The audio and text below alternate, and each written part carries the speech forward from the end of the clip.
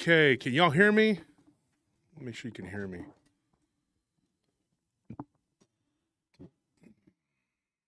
Okay. All right, folks. Thank you for coming, tuning in, and coming back to the show. This is Sunday's edition. We normally don't have a guest on Sunday. We had decided we weren't going to have a guest, but Rick is still here. Rick decided not to go away. He's just going to stay around and just, I guess, live here. I don't know what he's doing. He's right there, just looking over at me.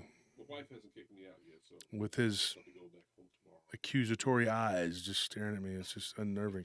No, Rick and me have had a good time. He's been here, and we've gone out, and I've showed him some spots where we have had Dogman reports, and we went and we did that whole thing last night. Several places that I've investigated over the last few years, and it was pretty interesting, right? We went and and I showed him some of the cases that we've talked about and covered here on Paranormal Roundtable. Josh Turner at prtpodcast.com. That's the coordinates. We got patreon.com/PRT podcast. That's how you can join. Tony, tell them what happens if they join the... Well, you're going to enjoy it because if you join we have 3 tiers. We have a $10 tier, a $20 tier, and then a $30 tier. On the $10 tier, if you subscribe or if you pay that for 3 months, then what you get is something we call a swag bag. If you want to skip the 3 months and immediately get a swag bag, what you can do is pay the $20 tier.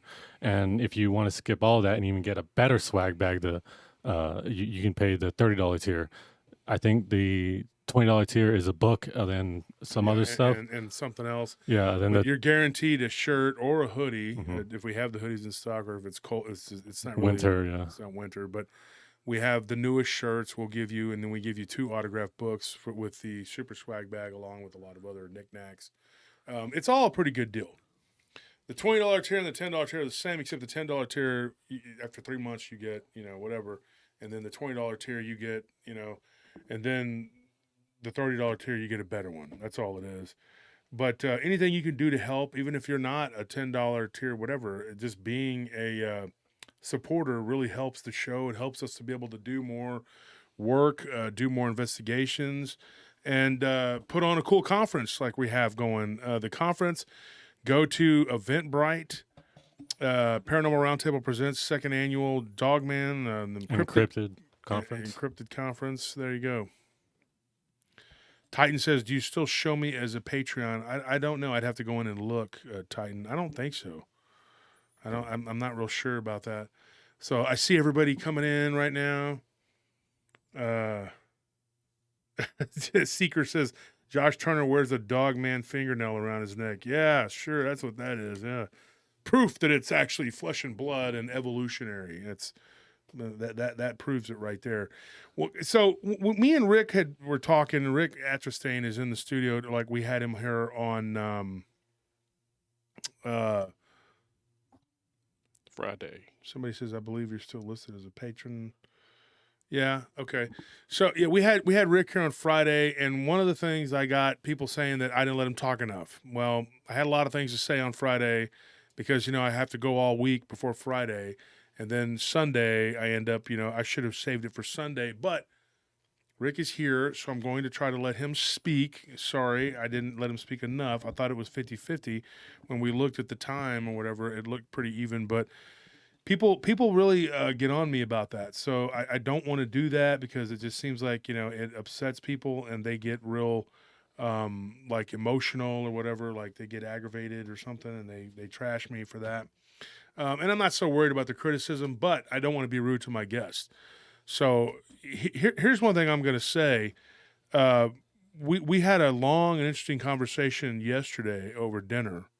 And unfortunately, the place I took you to, Dos Mary's, is closing. It's actually going to close their doors. Good food. Yeah. Wow, I didn't know that. Yeah, you don't know. They're actually closing because they're expanding the road, and it's going to be they're going to turn 620 into a highway right there. Are they closing forever or just... Yeah, forever. Oh, man, the 18th is the last day, so we have to, get some of that sauce, or at least the recipe. Yeah, the green sauce. Get the recipe. Yeah. And so it was really good food, and unfortunately, our friends at Dos Mary's, thank you for the good times. So they're going to be gone. But not forgotten. Hopefully they'll build something else, and they'll have another place. Austin's full of really good food. There's a lot of good places to eat here. It's a food mecca. The barbecue, I think, is some of the best in the entire world, and the Mexican food can't be beat. The Tex-Mex, we have both, like traditional Mexican, Tex-Mex. We have Marisco type Mexican food, which is, if you don't know what that is, it's Mexican seafood. So really good food. If you come to Austin, you'll have plenty of deliciousness going on. One of the things I wanted to talk about with Rick in the studio, and I just did cover some. I just did cover some Dogman reports earlier today. I got a couple that I talked to witnesses on, and I just did Christopher Jordan's show, Curious Realm. I just recorded with him to be on his show right before this started, so it would have started a little earlier, but I had to do his show. And I gave away a couple of the Dogman reports that were fresh and that I haven't talked about before. I've had them queued up, ready to go for my book. But I actually talked about one of them that's not in the book, and then one of them that is in the book, and they're from around my hometown. Stories that I had been saving, but go on there and check it out. It's Curious Realm. It comes out on Tuesday, so you'll have a double dose of me. If you want to come and listen to the podcast on Tuesday. I think our show on Tuesday is going to be a Dogman episode, werewolves, Dogman, whatever. And then you'll have me talking about that same subject on Curious Realm, and I'll drop the link on the Paranormal Roundtable group on Facebook, which is where we drop the link to all of the shows. And if you go and you leave a comment on that show that we drop for the link, you'll see official link on there on Paranormal Roundtable group. Go join the group. It's free. And then you leave a comment on that official link, you can win a prize, which is an autographed book from one of many authors. So that being said, somebody said, take that awful hat off. Stop hating on the Cowboys, man. This is the Lone Star right here. People don't understand that. They don't understand what that means, dude. That's what, and that's why Texas, we get rooked every time we make it too far into the playoffs, because they don't want us in there. Just be real honest. I mean, why do you think they don't like Florida either? You want to know the truth. That's why Texas and Florida team had to play on a late Monday night game, while the San Francisco team played on Saturday and got to sit back and get 2 days extra rest. You think that's fair? Of course not. But they don't like Texas. They don't like Florida. I wonder why. Maybe think for yourself. That's probably part of it, But, we're not going to get into that. We're just going to pretend like that doesn't exist, along with a lot of other silliness that goes on. But anyway, Rick, on our last conversation, let's start it off with this. Thank you, Madeline, for that. Hey, how you doing, Maddie? Hey, guys, happy Sunday. I just finished listening to Friday live stream. Rick was a great guest. Glad to see he's back on. Yeah, we left a lot of meat on the bone, I felt like. And I was glad when you told me you were going to be staying till Monday. Now, one of the things that I wanted to talk about with you continuing was your work is not I don't want to call it, that sounds so silly to call you a Ghostbuster. What do you do? Like, Oh, let's see. I investigate everything paranormal, UFOs, cryptids, because basically it's my background. I was with MUFON. If you didn't hear my spiel Friday night, I was with MUFON, which is the Mutual UFO Network, for 10 years. State director for Virginia for 5 of those 10. And, I encountered a lot of cases of high strangeness, not just, purported alien visitation, but I was investigating, poltergeist type of activity associated with the UFO phenomenon. And then I kind of left MUFON and went into a paranormal group. I've been there for about 21, 22 years. And I've been, it's kind of evolved from ghost hunting or investigational paranormal research into, it evolved from paranormal research, classic paranormal research, into negative entity hauntings, demonology, and that type of thing. So I started investigating cases like that. A lot of those cases were, I was freelancing because, a lot of the paranormal groups, they don't really get into that much. Not that all of them don't, but just most of them don't. They just kind of run into those situations. And when they run into those situations, if they don't know what they're doing, if they don't know what they're dealing with, they can get in trouble with it. And so that's why I did a lot of freelancing. And did a lot of freelancing with the negative entity hauntings, paranormal, researching the demonology type aspect to it. That went into my religion, which is Roman Catholicism. And they have a rich history, rich knowledge on demonology and angelology and that type of thing. So I pretty much do a gamut of everything. I'm from Virginia, and we are with the North American Dogman Research Project. We're thinking about expanding to all cryptids, not necessarily Dogman, but I've got a team there, a small team, and we look into everything. So, which is how you have to approach it. Yeah, kind of a jack of all trades, not a master at one of them. So. Well, you have a good background. You've met some famous people too, like we talked about John Zaffis and the Warrens. Right. You were friends with the Warrens, like you. Not friends. Well, you knew them, you them. talked to them, you dealt with them, and you gave us a little bit of insight last time we were doing some driving around. And I think that's really cool, and I've always been a fan of John Zaffis. I've corresponded with him, but I couldn't get him to come on the show. He said he's not interested in doing podcasts right now. And I guess, this stage in his life, he's just kind of like, happy to be where he's at. But he's covered some pretty phenomenal cases. I think the one that we talked about last night was the one in Connecticut. The Snedeker's, I believe that's and it was kid was dying of cancer and it was in a mortuary. Right.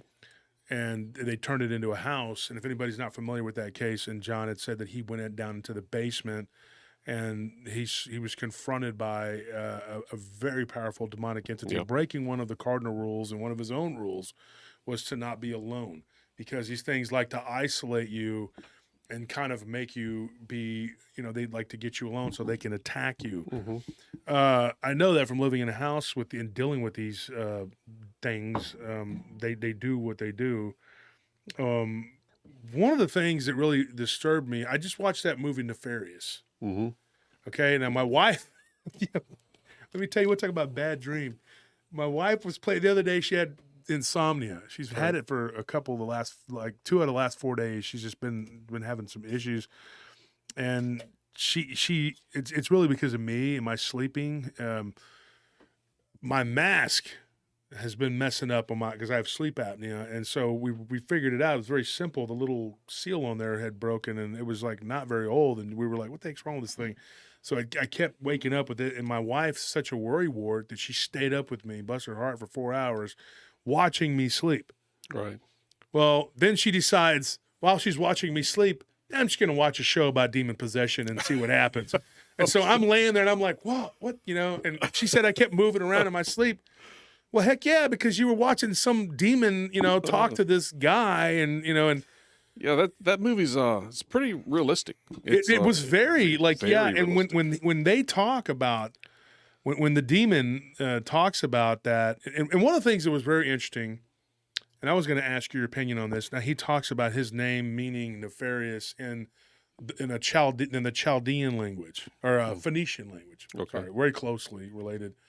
I thought that was pretty spot on, because the Phoenician language at one time, they dominated, especially the northern Levant. Now, when I talk about the Levant, somebody asked me the other day, they thought I was saying Lamont. I'm like, no, not Fred Sanford's son, Lamont, you big dummy. No, I was talking about the Levant, you big dummy. The Levant is actually comprised of Israel, Jordan, Syria, Lebanon. And, well, you can take it a step further and say that there's parts of it, that Iraq and all that. But that's the Levant, and that's what I'm talking about when I speak about it. Now, there's a couple other small little areas, part of Saudi Arabia, that encompasses that, okay? But there is the northern region, that because that Levant was one time, it was not divided up. There was no Lebanon, okay? There was no Syria. They're the same people, okay? They're just divided up, kind of like India and Pakistan, with tribal differences, mixed with Berber, a little bit of Berber, but mostly Arabic and Bedouin.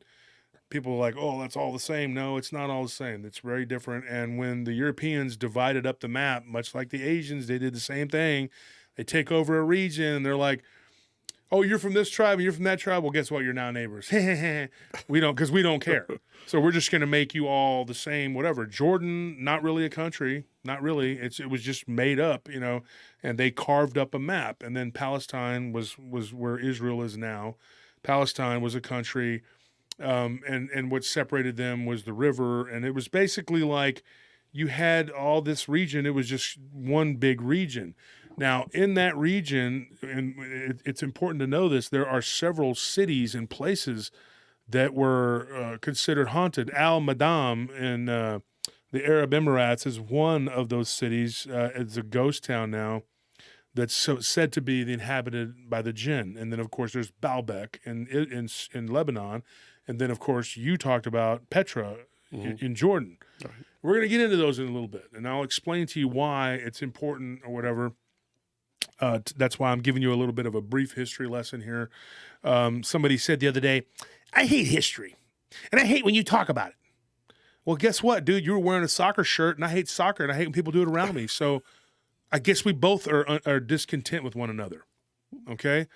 But because my wife likes Ted Lasso, or she did until this third season, I'm not going to get into it, she had me watching it, and then she's like, we're not watching anymore. And I was like, okay, whatever. I'm just like, yeah, whatever, baby. Like Kevin Hart says, yeah, oh, yeah, whatever, baby. Whatever you want to do. Yeah, okay. I'm just that guy. It's like, whatever. You don't want to watch it? We don't watch it, baby. That's fine. You don't like this person no more? Fine. He's the enemy. They're the enemy. Whatever. I don't know this person. It's just it keeps the peace. So she's like, let's not watch Ted Lasso. And then she told me later on, I was kind of like, why is it? And she told me, and then I realized why.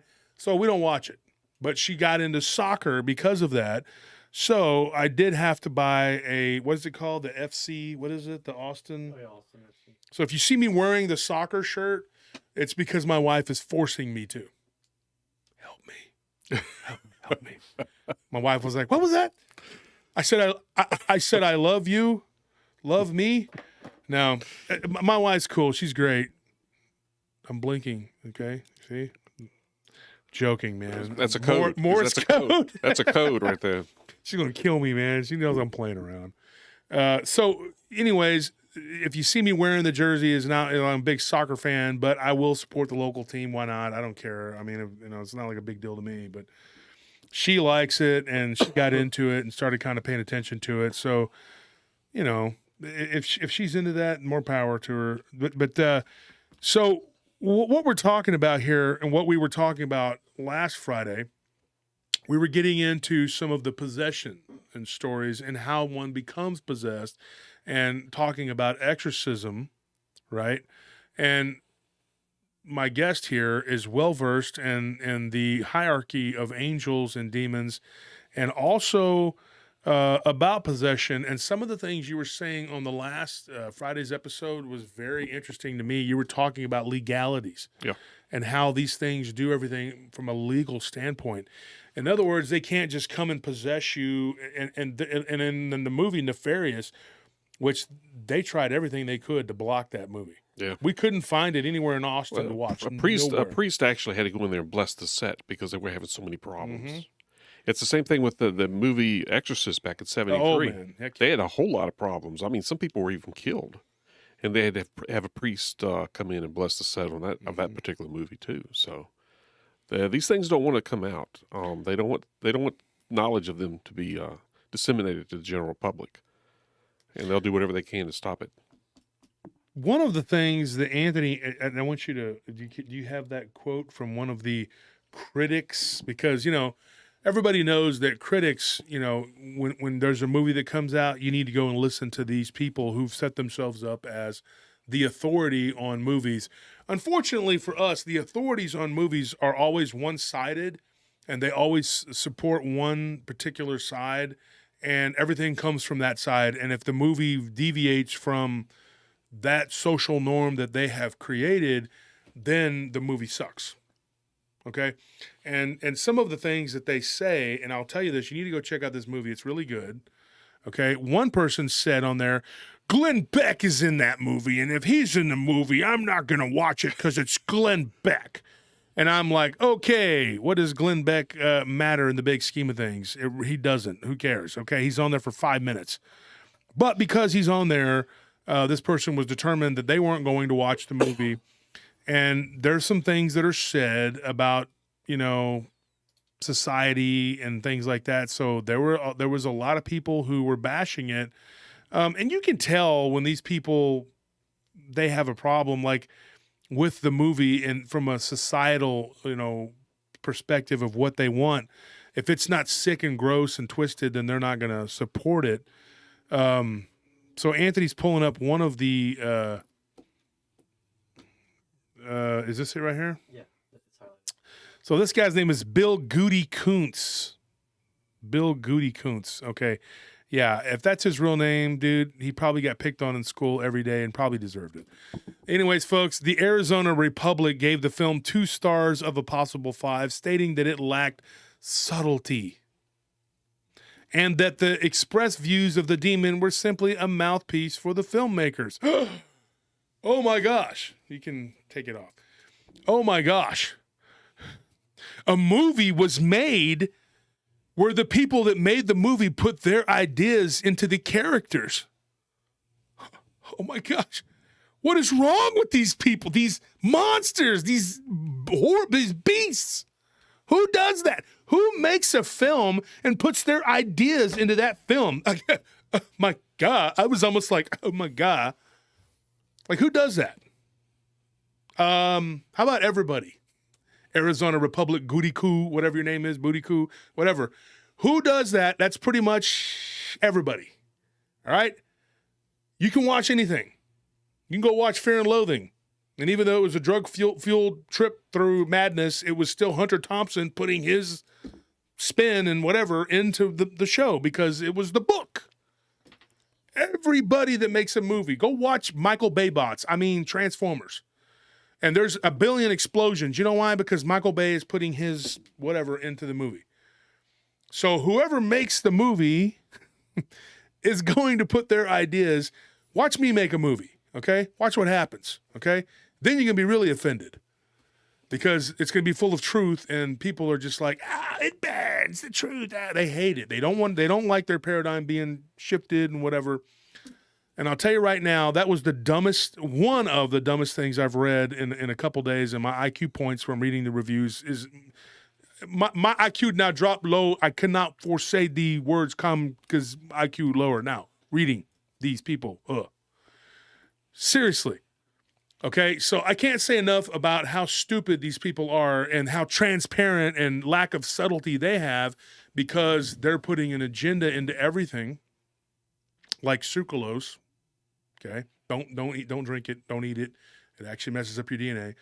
They put it in everything. All right, because that is what they do. And if it doesn't have those magic ingredients of crap that they look for, the sicknesses in society that are stuffed into these movies, I'm not going to get into what they are. Figure it out. Then if it's not in there, then it's a bunch of crap. And so this movie had a very low budget. It wasn't made, as some sort of artsy-fartsy dream, communist dream. Then it wasn't what they wanted. So then they decided to bash it. But the way that they word it and they package it is very clever because it makes it sound like, wow, this pinky up person has like something to say. It lacked subtlety. The views were expressed through the demon. Oh my God. Demons aren't necessarily subtle. No. Well, this is a critic saying that they were using the demon to, As push out as a voice piece saying this is what's going on. But I agreed with the movie pretty much 90%, not all of it, but I agreed with most of it. And what he was saying was pretty much spot on. He's basically laying it out there as to how, the how and the why. And he's right. And he's right. When he says, at one point, he said, what was it, the quote? You said it yesterday. He says, I'm the most rational being you've ever met. Yeah, they talking about, rationality. And he says, I'm one of the most rational beings you'll ever meet. And that is theologically correct. When you're dealing with a fallen angel or an angel in general, that statement was pretty direct, pretty to the point, true.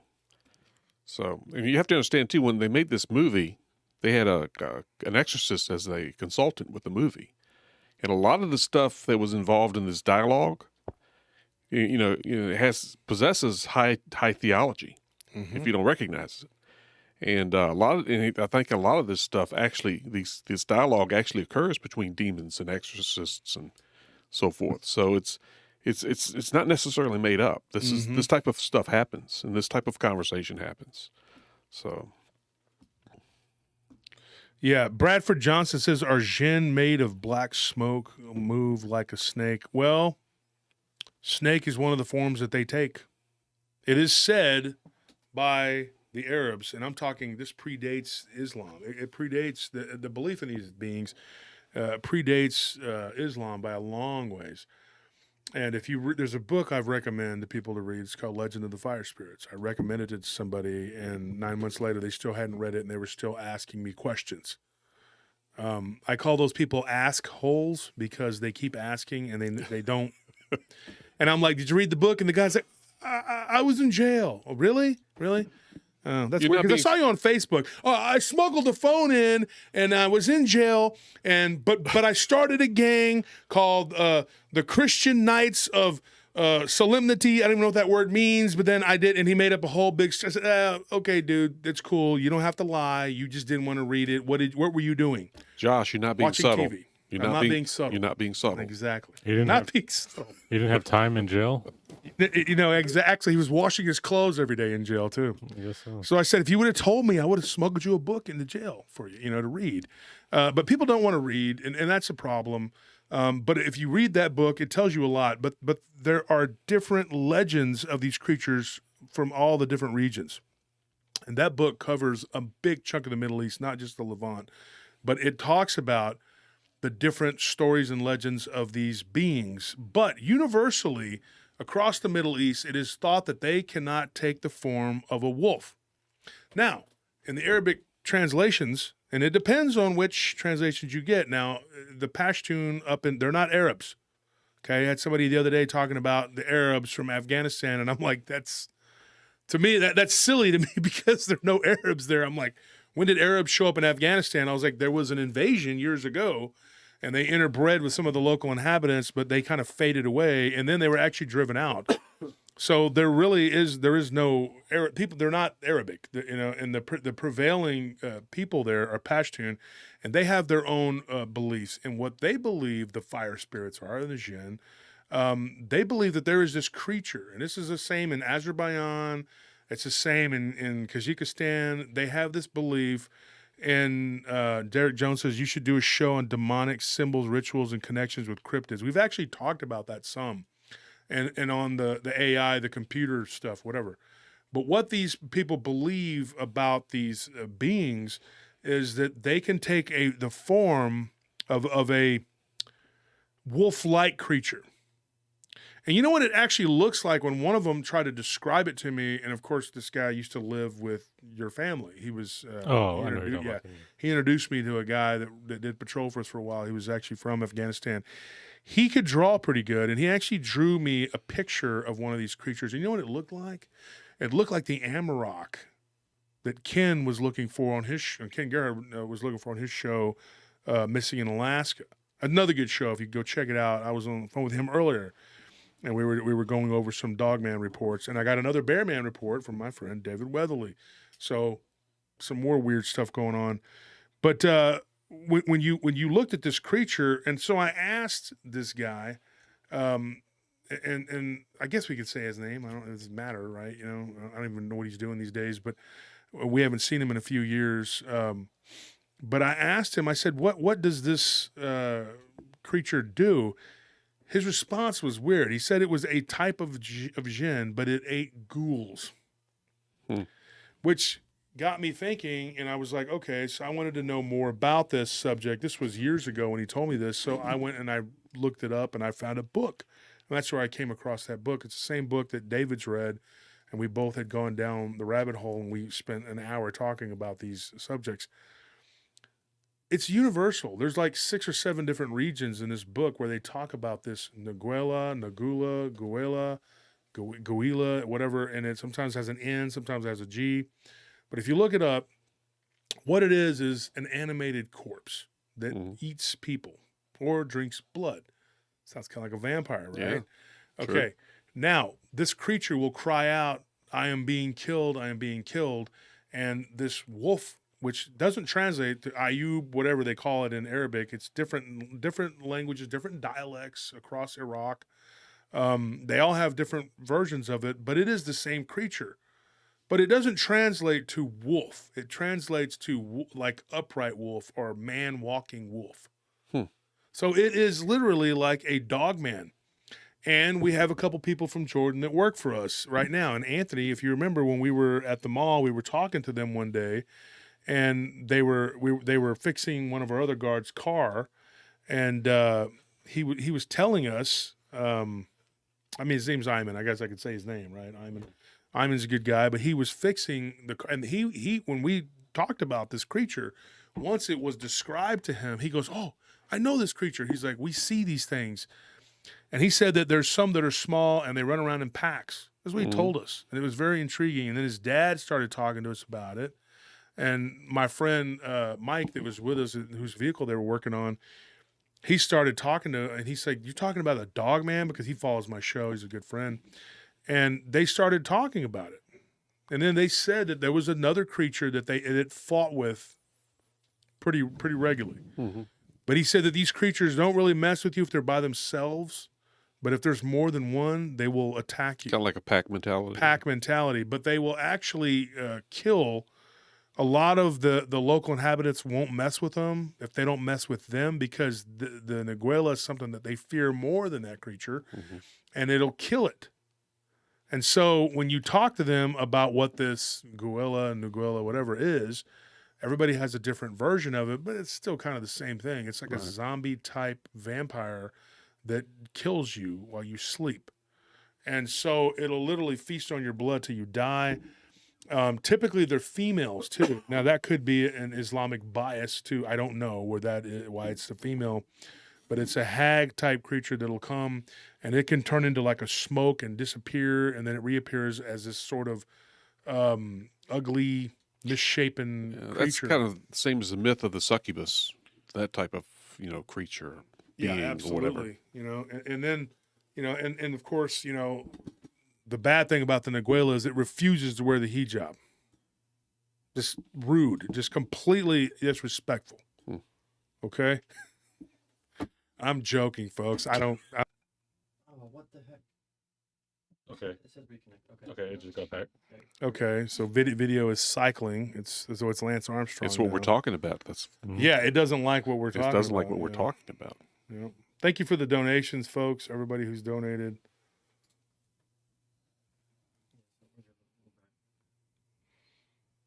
And folks, donations are not expected, but they are appreciated, and it does keep the show going. That's, we kind of have a heart. We can't really do it if we don't get help, but because we have to make a living, and our job is really sucking right now. Thanks a lot, Neguela or Nugula, whatever your name is. I'm kidding, folks. You blame whatever, but let's just be honest. Just blame the economy, all right? Because the economy sucks, really, and it's up to you. If you want to keep going with this economy the way it is, let's keep doing what we're doing. Same people, But when you look at this creature and what it does, thank you for that donation, Squishy Butt. Squishy Butt. Say what? Yeah, it was. It kind of got me there. With the whole okay.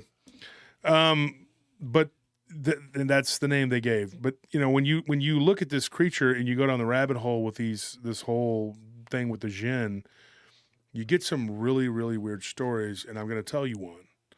But I want to go back to you, Rick. We were talking yesterday about the order of Saint Benedict, right? Because I had some issues at my house, and thank goodness it's starting to kind of calm down, slow down. And I had gotten some of these from the Catholic store. And the order of St. Benedict is literally like, if I'm correct, I think it's like almost 1,500 years old or something like that. Not sure exactly. Probably. well, 1,000, maybe a little bit more. But Saint Benedict himself, you know, he was an exorcist. Mm-hmm. And if anybody's familiar with Catholicism and the Saint Benedict medal, it's extremely effective against the demonic, especially if it's been blessed properly in the old rite.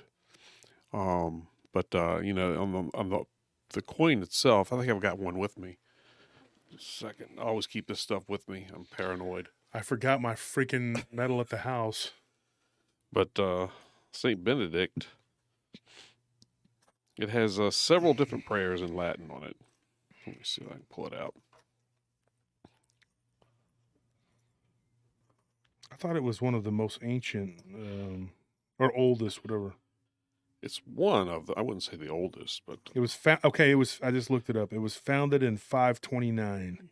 yeah. In Subiaco, Italy. Parent organization, Catholic Church. 529 AD. So what is that? That's almost 1,500 years. Yeah. Okay. See, I was right. Yeah, I know. You were And it's right. most important for me to be right because I'm that way. I concede. But on the medal itself, it's got Saint Benedict on the Let me front. see it. I'll Hold on just a second. It's got Saint Benedict on the front. On the back, it has an exorcism prayer. there it is. That's the. What is that? This is if you can. It gets kind of blurry. There it is. But you got If you to. put your hand behind it like this, it'll focus. It'll focus it. What is that on your hand? Is it An ink like ink, this? ink spot here. Go ahead, do it. Do it. There you go. Focus it. There we go. That's Saint Benedict. Now flip it over. Folks, I encourage you to go out and get these made and wear them. Okay? But you want to get them blessed. Get them blessed and find Properly. a Benedictine monk, which is not very common. So No, you they're might have not. to travel. Yeah, I had to go to a Benedictine Abbey and How far away is it from? You said it was like a some 100 Virginia. miles or No, something? it took me it wasn't that far, about an hour from my home. Hmm. And I walked in there, and you know the monks were there, and I like to get a Benedictine medal, blessed, and they're like, "Wow, nobody does that anymore." Okay, yeah, we can do it, but it's a long process. It's a long blessing.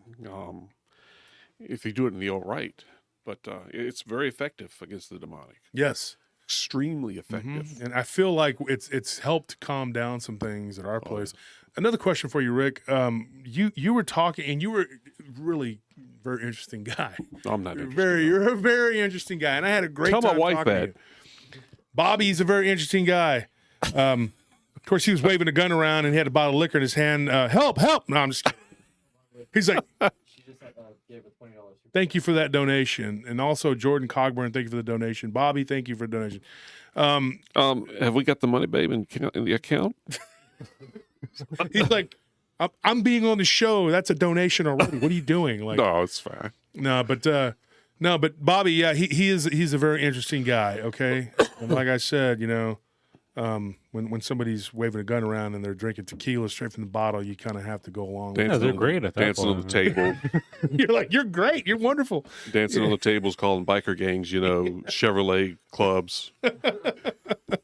Telling them that they're riding crotch rockets instead of Harleys, So, but no, we had a great time last night, and one of the things, Rick, my wife asked you a question. She said, "What is holy water?" Mhm. And it's kind of a vague thing when you say like, "What is holy water?" Holy water is different in a lot of different ways. Yeah. I know that the Lutherans have holy water. I know that the Orthodox Christian has holy water. And then I think the Eastern Orthodoxy, which is a little different, and then the Oriental Orthodox, it gets out Yeah, there. I think there's a lot of And then the faith. Catholics. There's a lot of faith-based or spiritual faith-based organizations that have their own, I think, version of The holy Sikhs water. even have it too. Yeah, some version of holy water, something that's blessed, or they use in sacraments, or their version of sacraments, or rituals and so forth. The Catholic Church has basically 5 types of holy water. I can't remember all of them, but I know there's the basic holy water, which is blessed, and that's efficacious on the demonic. You've got another type of holy water that's, I think, is baptismal water. Mhm. You've got another type of holy water. I can't remember what that is. Epiphany holy water, which is blessed during the Epiphany season. And that particular type of holy water is it's a combination of water and salt. And what the priest does, if he does it in the old rite, Latin rite, he takes salt, he exercises the salt, blesses it, takes the water, exercises the water, and blesses it. And then he combines the two and does another type of blessing with it, which is, it takes a while. And I think it's the ritual is sung in Latin. And if I'm not mistaken. And I call that high-test holy water because that stuff is very That's effective. the potent one. That's, oh, yes. It's the one Just that pull takes it out. the flesh off the vampire's face. Pretty much. Pretty much. And then you got another type. I can't quite remember what that is. And I think the highest type is Gregorian holy water, which is blessed by a bishop during a certain time, period, season within the liturgical calendar. And that's supposedly very, very powerful. Mm-hmm. But, you know, I've been in cases where things happen and show up, and I just pull the bottle out. It works. It's off. My Thea used to swear by it, dude. Yeah. She would swear by it. And it stops. You know, like it's one guy, he said, it's coming down the hallway. And I'm like, and you can feel something there come in. It gets cold. I pulled the holy water out and stick it on the table. Gone. The temperature goes back to normal. They're scared to death of this stuff. You know, and one of the things that I think with the the church, you know, the what do you call them, not Pentecost, what do you call them, what is it called, oh my gosh, my mind just blinked out, dude. There's Catholic and then there's Protestant. I'm sorry. No Protestant. One of the I'm sorry, folks. I've been talking about this for hours. Like, so, but the Protestants, one of the things I think that they make the mistake, and one of the mistakes they make, I think, is that they actually disarm themselves by taking certain aspects out of their arsenal. Yeah. Like you were talking about the Virgin Mary. A lot of Christians don't adhere to that. They don't believe that she has any place or any validity, and they were just like, well, it's just Jesus' mother. Yeah. But they don't understand the power of Jesus' mother, Yeah. and then they don't understand, like we were talking about, the liturgical languages and stuff too, ecclesiastical, Latin. and all that. They don't understand what that means. And folks, tonight we're going to get into this, and me and Rick are going to explain a few things to you guys. So if you're dealing with these kind of things, we can give you a little bit of an upper hand and help. Because I had to do a lot of research on this stuff back when I was dealing with it 15 years ago. Now it's rearing its head again, the house I'm in. I think that people that lived there before, I'm not going to say the people that were right before us, I don't know who exactly, but somebody had done something. Yeah. And I'm not going to get into what they were doing because I'm not going to give it any power. But I had to go and get some things done. And holy water is a weapon. You know, it is very much a weapon. And it's also... And when you're getting into the different types of holy water, now I know that there is, I haven't looked this up, but I think from memory, if it serves me correctly, there was a type of water that comes from a moving stream that gives it more. Lourdes. I think there's a religious site in France called Lourdes. They had a Marian vision there, and as a result of that vision and subsequent visitations, this water sprang up out of the ground. And I think this was like in 1850s, late 1850s. And ever since then, they've had this natural spring in this particular spot. And people have taken, their kids there who are ill, dying, different types of diseases, and bathed them in this water. And, miraculously, a lot of them, maybe not all, but a lot of them were cured. And, it's supposed to be very effective. And I've also got a vial of Lourdes holy water. So, of course. From Lourdes, France? From Lourdes, France. Yeah. And I know that there's different springs that are considered to be holy. And I know that moving water in particular is considered by many, many cultures to be very important. That's why, and in the Orient, when you go to Oriental places, and I guess, and I'm not talking about Asian because people say, oh, Oriental is not really, that's another thing that they've done is change that to where that doesn't. So when you say someone's from the Orient, we're not allowed to say Oriental, even though it is East Asia, because there's distinctly different people from East Asia as like people from India are Asian. So if you say Asian, you're talking about people from the Middle East all the way to Japan. but it's typically believed, and the reason I'm pointing this out is for political correctness.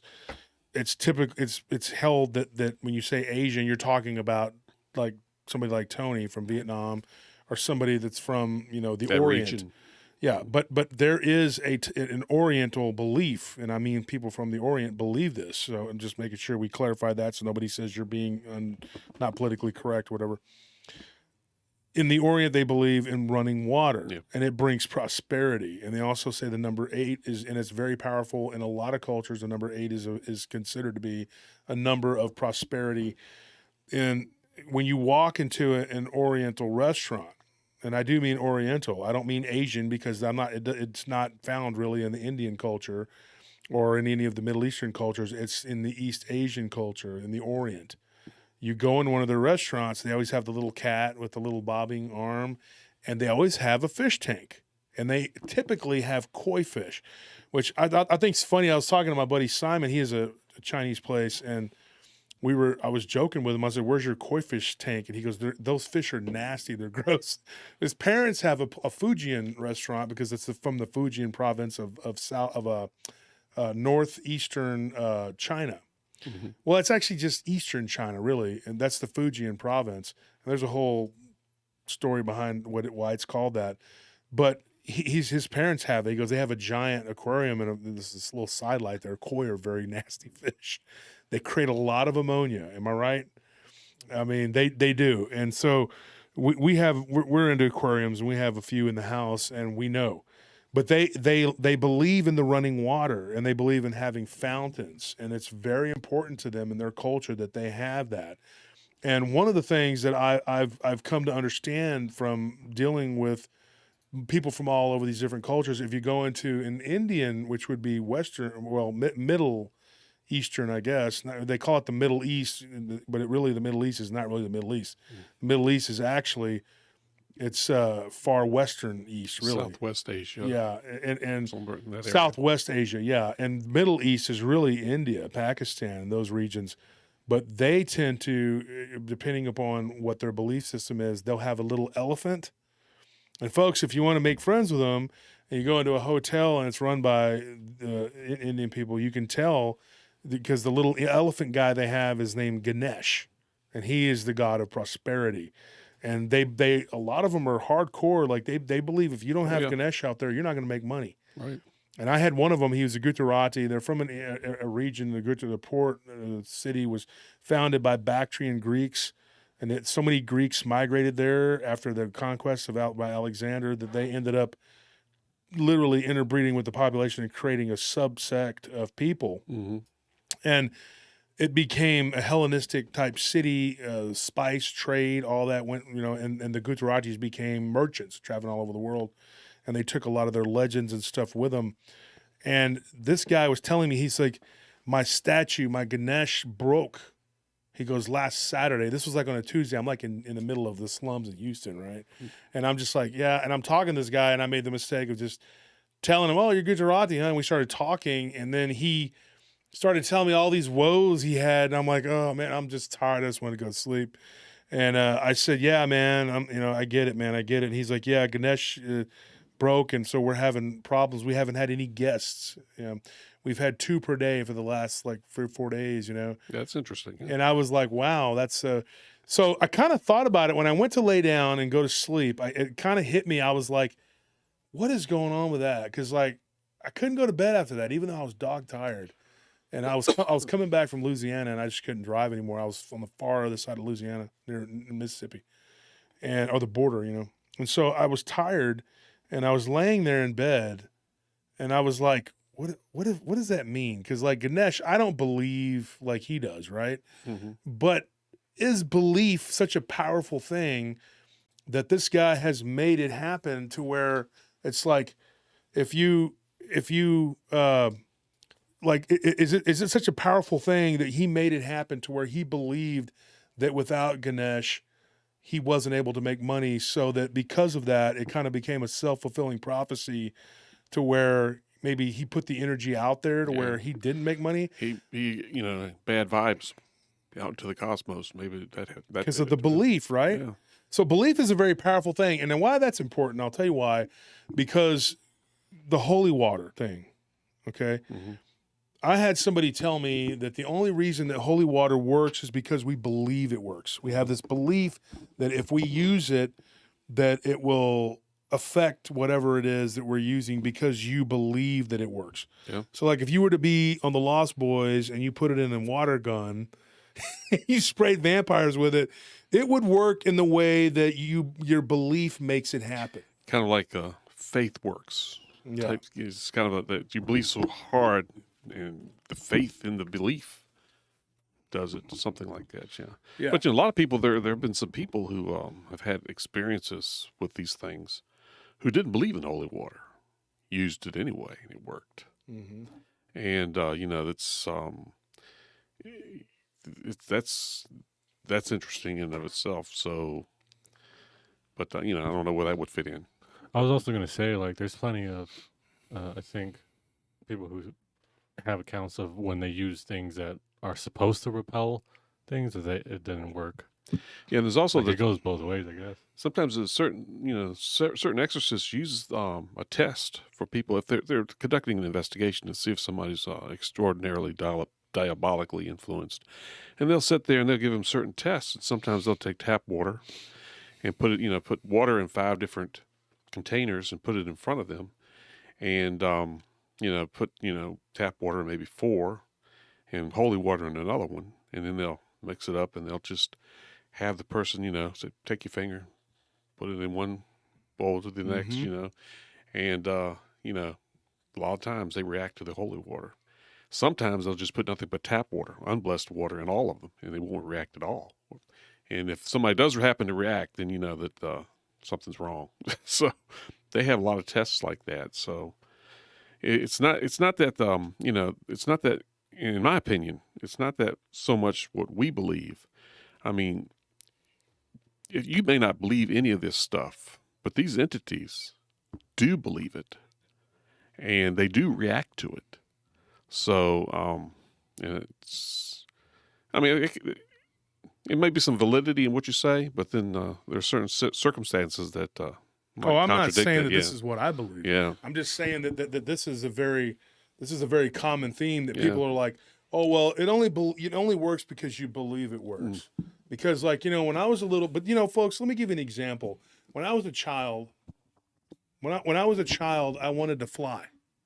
And I'm not joking. I wanted to be able to fly, and I was like very small, and I managed to climb up on the roof. I was like 5 or 6, and I remember a teacher of which nowadays, the way people are such crybabies, a teacher probably went to jail, but she says you can do anything, you can fly as high as you want if you believe. This is like my first week or two in first grade, right? And she was like, I still remember my teacher's name too, and she was like, well, if you believe, kids, Miss Cunningham, she's like, you can go. And you can do anything, literally anything. You can fly as high as you want. And I took it literal. Mm-hmm. And so luckily I went up on the roof, and my Thea, who's now deceased, the one that would always talk about the Hombre Lobo, she was out there.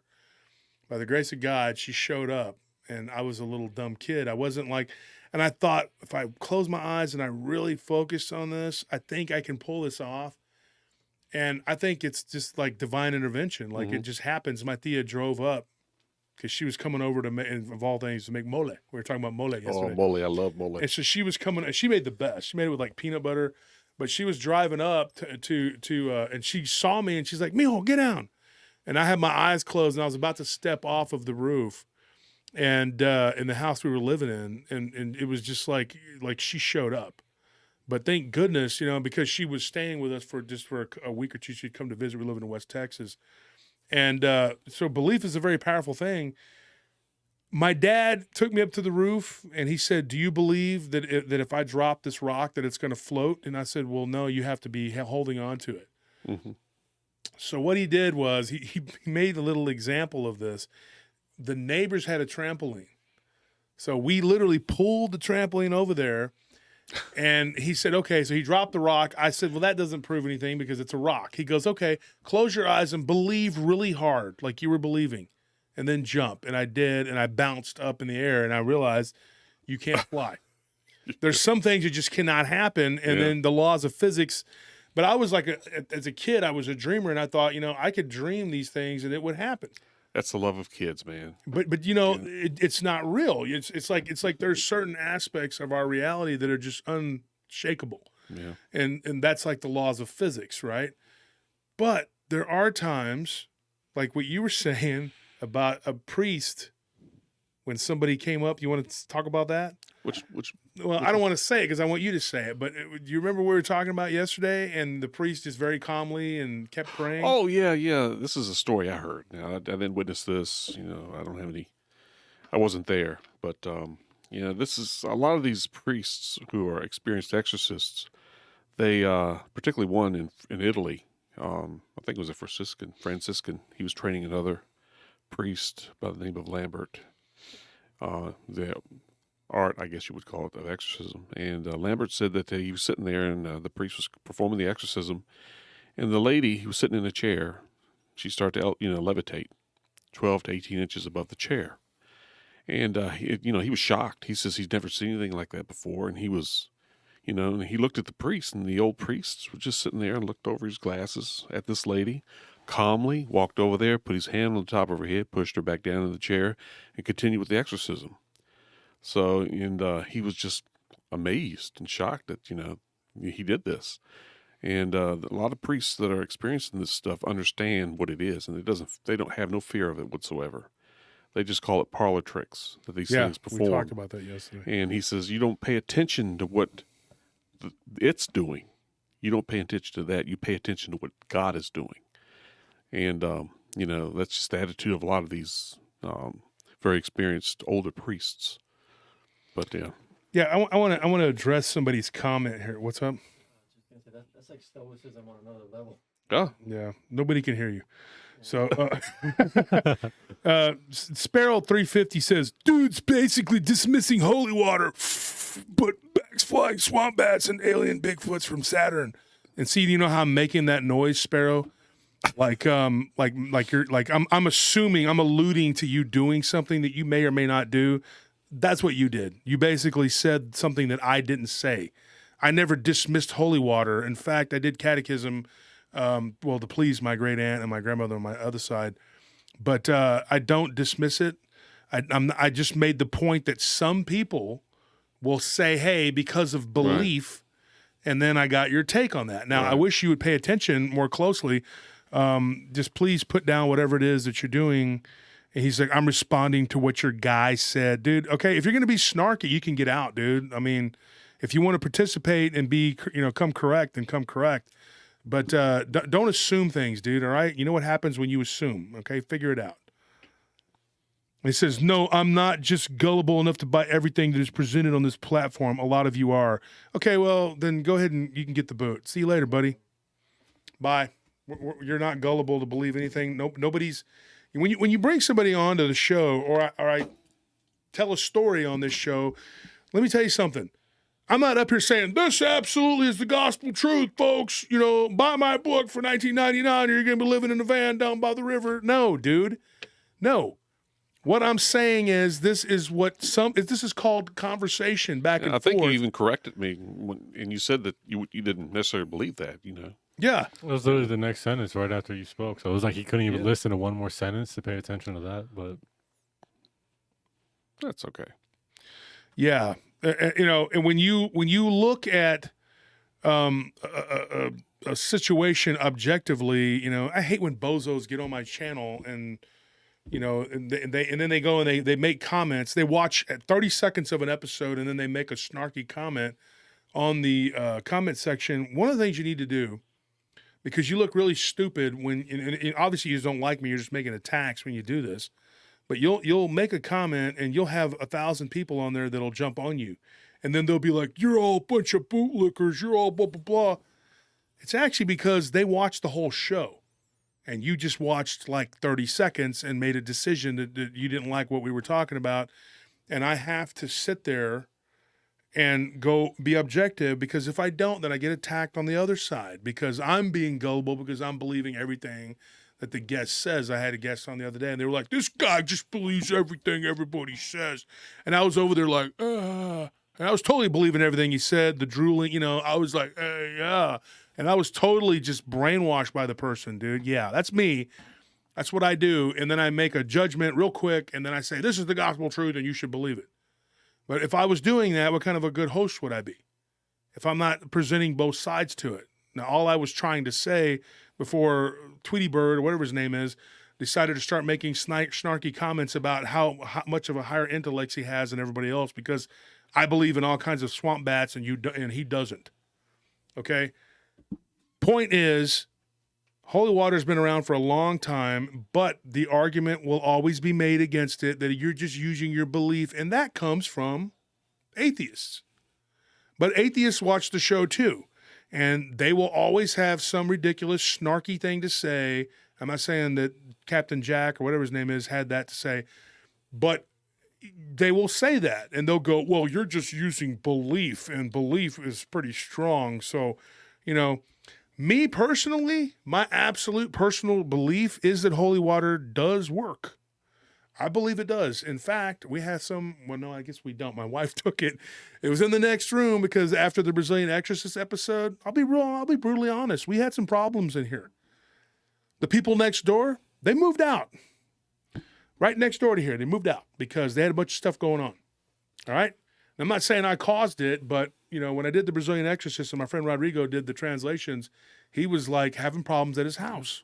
I had a few things going on. Yeah, Laptop just fried itself. A bunch of weird stuff happened. I've had stuff happen to me too when I'm investigating these cases. I mean, people out there, they can believe what they want to. They don't have to believe any of it. But I'm just sitting here telling you that this stuff, however rare it may be, it does happen. It happens, it happens a lot with me, unfortunately. I was doing an interview for a reporter on a case that I worked maybe 10 years ago. And it was like a small town newspaper in Virginia. And he was interviewing me about this particular case because this particular case appeared on A Haunting. Mm-hmm. And I was talking about this case, and he was, he wasn't taking notes, but he had a recorder, a small mini cassette recorder, and he was, recording the interview. And after the interview, everything was, okay. The next day, he called me and says, "Can you come back to the office?" And I said, "Sure, I can come back there." And he came back. Went back to the office. He says, remember the mini cassette recorder I used during your interview?" I said, "Yeah." He said, "I want you to hear something." And he turned it on during the interview. And it was a certain point in that interview where you could actually hear what sounded like dogs fighting. I mean, snarling. It's snarling. I mean, it sounded like if you ever watched the movie Exorcist, mm-hmm. At the beginning of that movie, where the old priest walks up to the statuette of that demon, and you hear this dogs fighting. It's actually Pazuzu, yeah. Yeah, and you heard the dogs fighting it sounded like dogs fighting on that particular cassette. And he wanted to know if I could have it analyzed. And I said, "Well, that's true. I could try." But I said, "How long have you had this particular cassette?" He says, I've been using it over and over and over again." I said, "Well, there could be some type of, residual thing on the cassette that, from a past interview. It may not be, it might not be on the level of empirical evidence, but, we did have it looked at, and it was there. We don't know how it got there. And when we were there, we were in kind of like a soundproof room where he does a lot of interviews, and we didn't hear anything like that during the interview. But it's just type of thing that happens when you start talking about this subject. Mm-hmm. I don't know what it is, but, and I've, every time I've talked about it with other people, certain things happen in that particular environment that I can't quite understand. But this stuff does happen. Can I prove it? No, it's just an experiential. Well, no, you can't prove it in the conventional sense. In the conventional sense, yeah. But, this stuff happens. And, I'd like to, that's why I do this. I try to understand it more. But interesting you're talking about that, because when you're talking about the Exorcist, that with the demon with his hand up, whatever, that's actually a Mesopotamian demon known as Pazuzu, and he is he caused plague. Mm-hmm. He caused pestilence. So I thought it was not interesting. so much as maybe the wrong. I don't know. It seemed kind of like a weird, like not a typical choice for that to be. I thought it would be a different demon. I mean, I really, because that's not really typically a demon that would possess. It's going to do more of like that's individual attack, whereas Pazuzu was more of a carpet bombing demon. Yeah. He would cause you to be sick. A whole village would get sick with the pestilence. And it was kind of the opposite back in the day. They would actually supplicate these demons. It was like, oh, we're under attack by Pazuzu, so better go out and kill an ox and a child, and then Pazuzu will be happy and stop sending locusts to eat our crops, or not crops, but then that's a different demon, but to make us sick, You can't appease these things. Then appeasing anything, we talked about this too, Rick, feeding Bigfoot. Now, finding Bigfoot, they never do anything, but feeding Bigfoot happens all the time. And when they feed Bigfoot, guess what happens? He wants more. And then we have a pig that does this. We give him food, and now when we come out of there, he's like, because he sees you and he wants more food. He's going to keep doing it till you give him more. Yeah, they become expectant. It becomes like expected, and it becomes entitled. And that's what these Bigfoot do. And they become like pretty nasty. I'll tell you a really, really quick one here. But, and Rick, we talked about this last night. We had a long, in-depth conversation until about 4 a.m, talking about Bigfoot, Dogman, spirits, demons, all this different stuff. There was a Bigfoot that this lady had fed. She literally was making it food.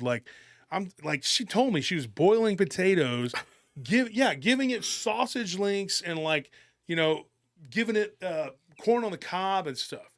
And I'm like, her son was getting mad because she was feeding Sasquatch with their food. First, he didn't believe it. This happened in North Carolina. First, he didn't believe it. Then it was like he goes outside and he sees these, one really big one and one smaller one actually picking up the food. And he thought, this is not a good thing at all. This could turn into something really bad. And he goes in there and he's like, okay, first of all, I believe you. I just saw this. He got his camera to go back out and they were gone. And but like I told him, I told her, it doesn't matter if he'd have taken a picture or not. Nobody's going to believe it. They just don't believe pictures anymore. So he goes back outside. They're gone. And he tells her, Mom, you got to stop giving those, whatever they are, food. Mm-hmm. He's not a Christian in any sense of the word, as he told me himself. He's actually pagan. But she is a Christian. And she's like, well, if they're God's creatures, we have to feed them all. And he's like, those don't look like God's creatures. He's like, I'm not he says he's not a Christian. He's like, but that doesn't look like something you would think of as God's creatures. He's like, they look evil and they look mean. And if you continue to do this, well, sure enough, last Tuesday was when we dropped Thursday, when we dropped the episode for Garitano, she messaged me and she's like, help. And so I messaged her back, what's wrong? And she's like, this thing broke my fence. Tore up the chicken coop. I'm like, Did she stop feeding it? She said she stopped feeding it. Uh-huh. And I said, now you have a problem. And I don't know what is going to happen with that. She's elderly. She doesn't talk very good, but I might be able to get her son to come on and say what he saw. I've been trying to, maybe get him on to talk about it. Even bears, they've been known to, maybe rare, but even if you feed bears, you stop feeding, they're going to come into your house and they're going to look for food. They might break the door down you don't know. Yeah. Bradford Johnston says, I could tell even the little people were not friendly as a kid. Definitely not your friend. Bradford, what do you know about that? Because that's interesting. If you have a story, let me know, man. He says Sasquatch Ontario plays with Bigfoot. Why can't he give them food too? It's very weird when you start looking at these creatures and what they want from you. Don't give them anything, because if you and it's really ridiculous. Like earlier, somebody said, "Oh, you're giving this guy way too much energy." It wasn't about that one guy. What you got to understand is that guy, Jack Sparrow or whatever his name is, he symbolizes like a subgroup that causes problems in different chats, and you have to crack down on it. I've been in chats where it was completely out of control. And I was just like, oh my gosh, there was just fighting going on. And I was like, you can't even get anything done. So that is why I went so hard, because I want to keep this chat clean and I don't want some spammers and ridiculous people saying a bunch of crap and killing the morale of the ship here. So that's why I gave that energy to that. It's not I'm giving that one guy energy. You have to lay down the ground rules. Okay, that being said, you kind of have to do the same thing with these creatures. There has to be ground rules. And one of the things you said to me, Rick, was this is your house. You have to now go ahead and talk about that real We'll quick. talk about the structure, the authority structure.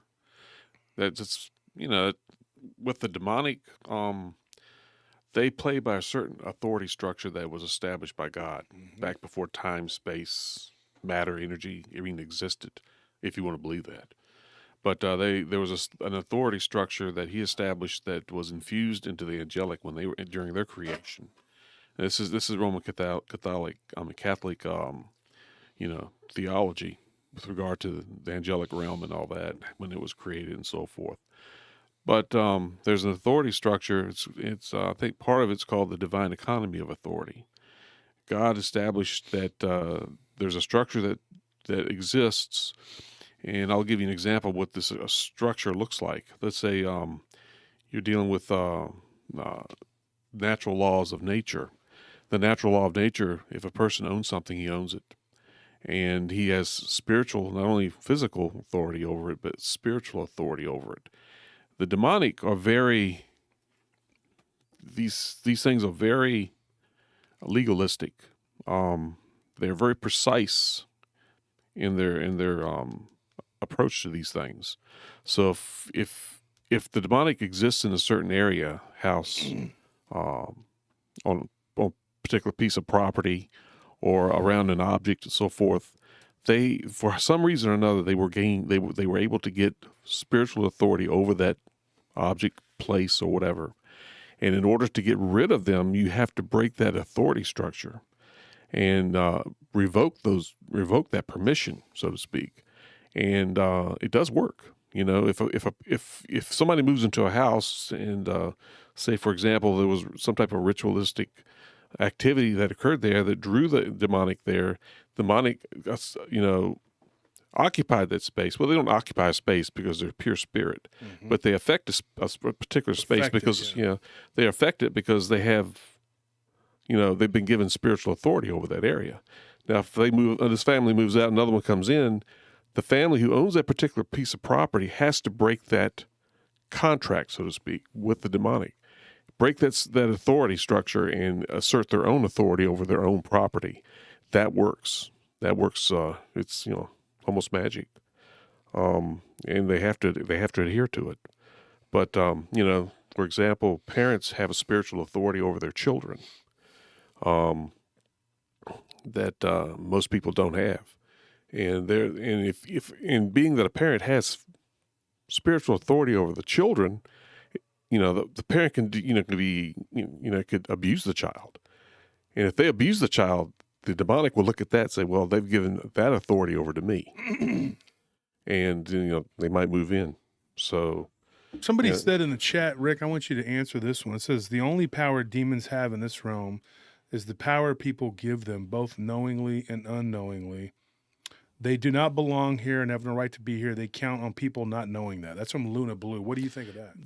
there's some truth to that. I mean, you can unknowingly, invite a demon. Let's say, for example, They trick you.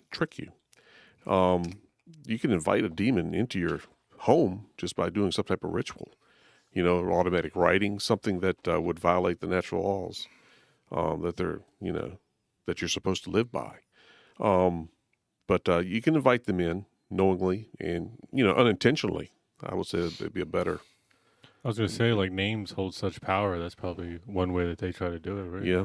And, there are certain ways, and they can trick you into giving them permission. There's a law of invitation that applies there. They need that particular type of invitation in their estimation to occupy an area or affect an area or affect a person or an object or whatever.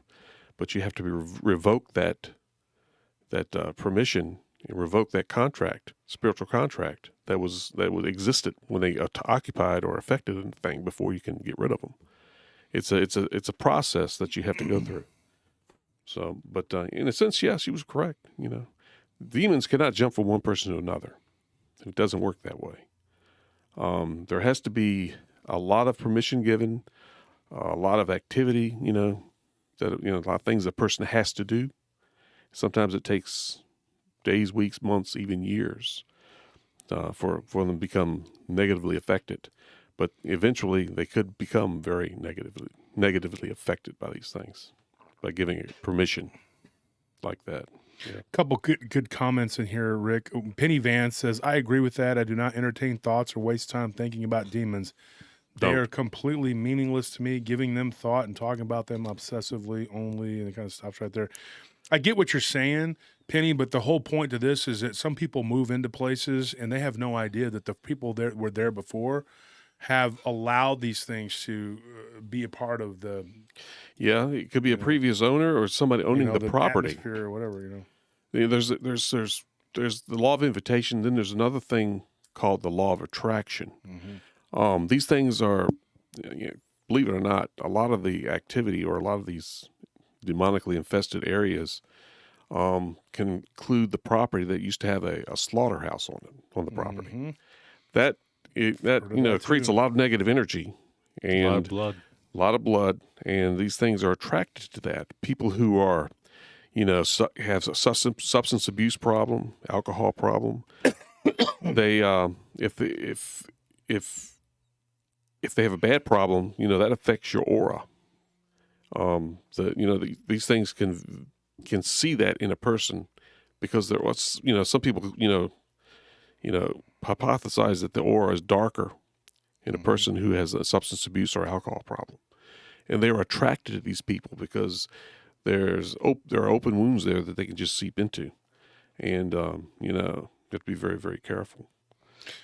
It says here, Jenny Brown, thank you for that donation. She says, my favorite people to hang out with on YouTube. I might not comment a lot, but I'm here. I'll never forget y'all's prayers and kindness when I had spinal meningitis. I wish everyone was as caring as PRT.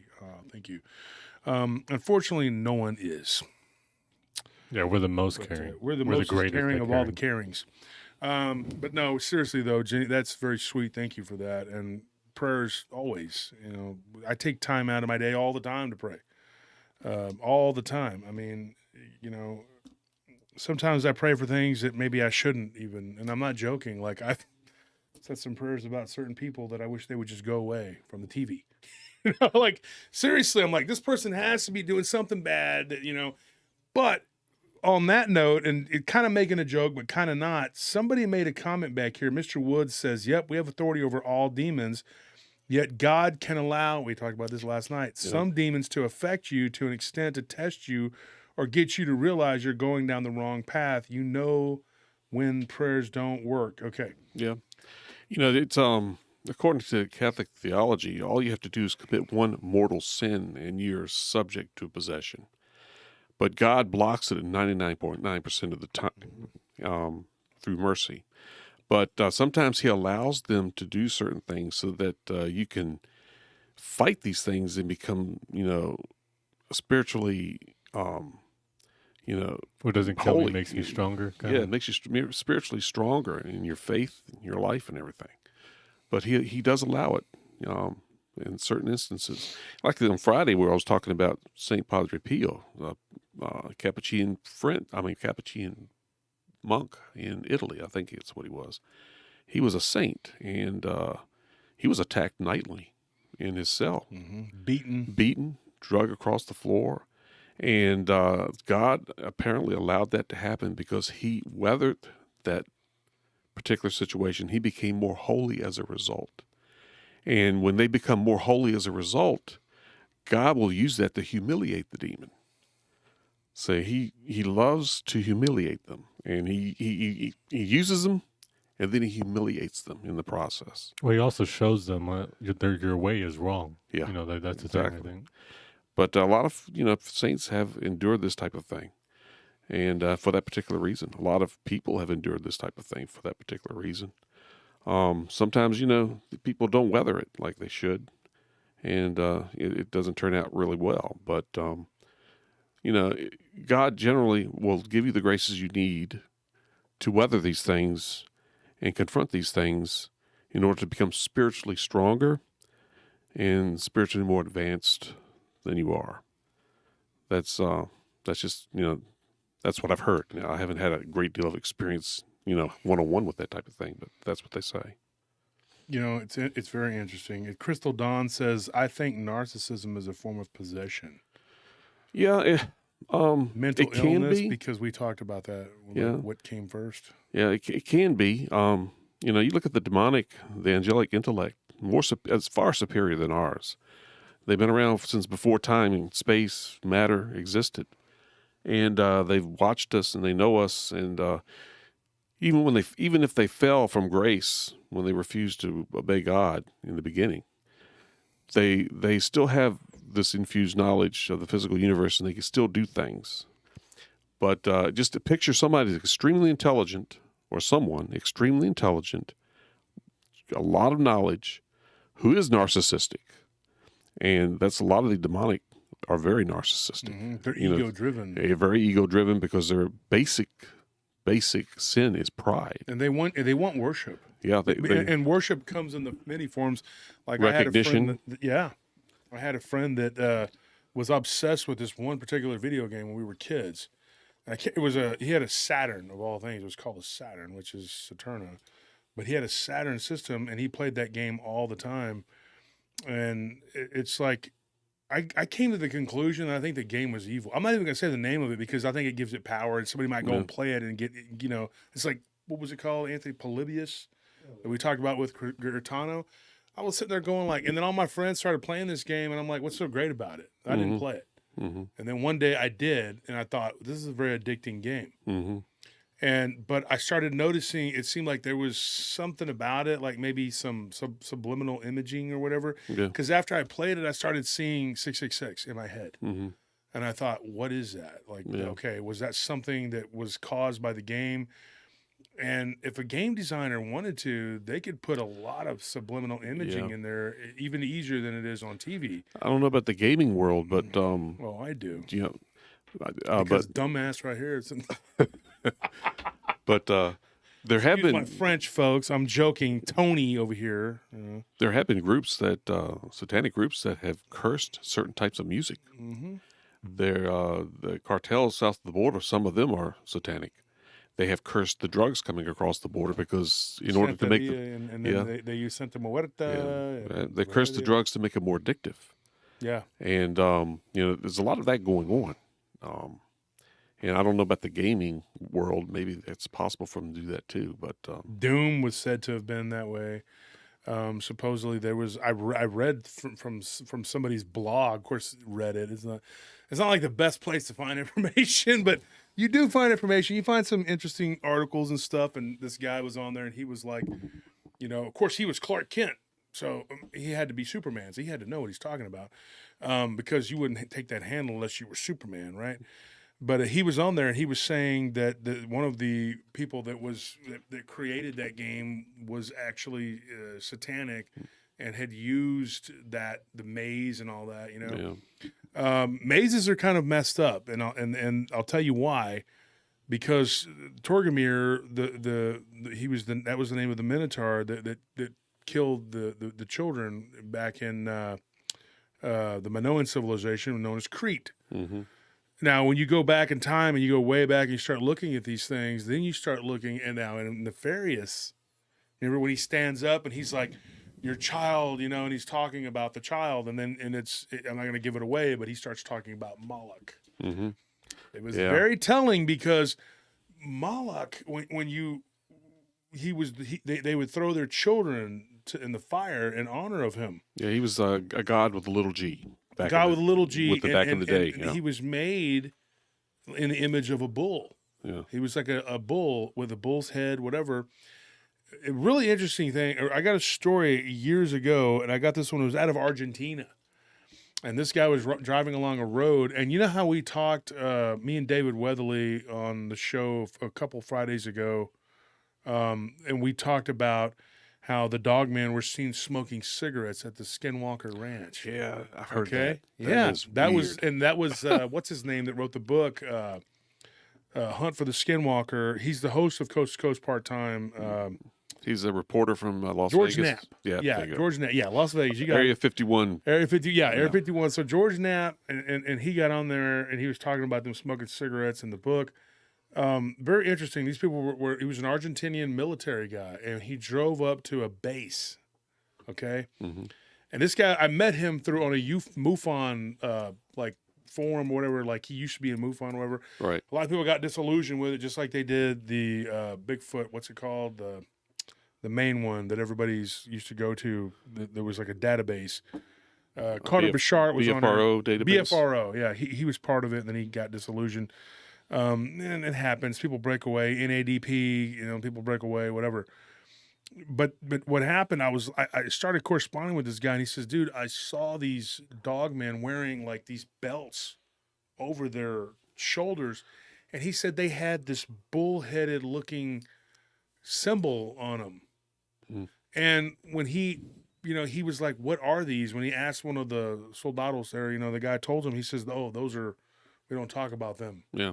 They're like, something we just don't talk about. They're weapons, Right. And he says, "What is that symbol on that they wear on that?" He says, "Dude, that is their god." Really? And I thought it was interesting. So he told me this like years ago, and when I heard that, I thought, this is something that I wondered about. Like, so I was watching, I can't remember whose YouTube channel it was.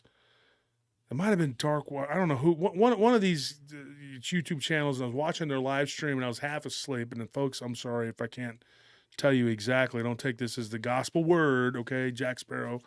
But I remember them saying that they do worship this bull-headed god. Right, I didn't know that. These dogman creatures, yeah, and it's supposedly, but it's weird because Moloch.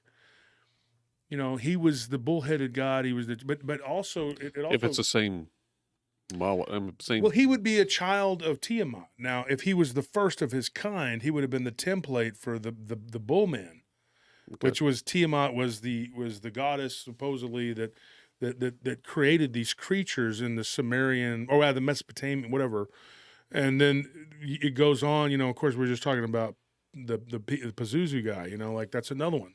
Yeah, But they were all part of the same pantheon. Yeah, that's an actual name of a demon. Yeah, It is, yeah. Yes. And then Moloch is the name of a Exactly. demonic god, whatever. He's the god of child sacrifice. Yeah, I thought it was kind of there were some mistakes that were made though in the Pharisees, in my opinion, because when he says the demon Moloch, now a demon he's not gonna call Moloch that. He's gonna call him a god. Because they deify themselves, and one of their goals is to deify man in our own mind. In our own minds, because Satanism basically is to worship yourself. Yeah. It's always do You're the what thou god of wilt. yourself. Yeah, Yeah. you're the god of yourself. Do what thou wilt, and then you are your own god, basically. And when my brother, and I don't want to knock you, brother, he's born again Christian. He's changed his life. He's done good work. But he used to tell me, "Oh, I don't worship. I worship myself." And I was like, "That is the weakest deity I've ever seen in my life." And I would tease him about that, and I'd be like, "Dude, that." But I love you, brother. If you're out there, he's listening. He's probably moderating, whatever. But I I used to make fun of him all the time. Be like, "Dude, that is like got to be the weakest deity ever, dude. I can beat you up. So why would I?" I'd always say that to him. I'd get real mad. He's like, "Well, not if I cleaved your head with an axe." I was like, "Well, yeah, but that's cheating, dude. If you're a deity, you don't need to do that, right? You can just wish me into the cornfield." But I always thought it was funny though, like that. There had to be more to these things, and I do believe that they are evil, and they are of both a spiritual and a physical nature. Talking about the cryptids, Dogman. And I think that is why they worship that. The reason I got involved with the Dogman research is because of the effect it had on the people who witnessed it. Oh, yeah. It's kind of like a PTSD that these people go through because of their experience with these things, and it's like these things intentionally try to terrorize you for whatever reason. They don't, very seldom, at least I haven't heard where they actually hurt anybody. They're there to create a psychological response. that intrigues me because that's what demons do. It's a psychological attack. Mm-hmm. And I don't know if they're demons or not, but I'm looking into that aspect of it. And I think they're yes, a hybrid of that. could be, yeah. And people say, well, they're physical. Yeah, well, angelic can be physical too. If you look at scripture, angels used to, Eat with people. eat with people. They would, become physical if they were allowed to, and they sit there and you have supper with an Well, angel. how would the fallen angels have bread with the sons of man, the daughters of man? Yeah, Unless they took on a physical form. Here's somebody that's got a question for you, Rick. It says, just curious. He says, he may have covered it already, but what about rental homes regarding the owner revoking? Now, let me answer. I don't know if I'm correct. Correct me if I'm wrong, Rick.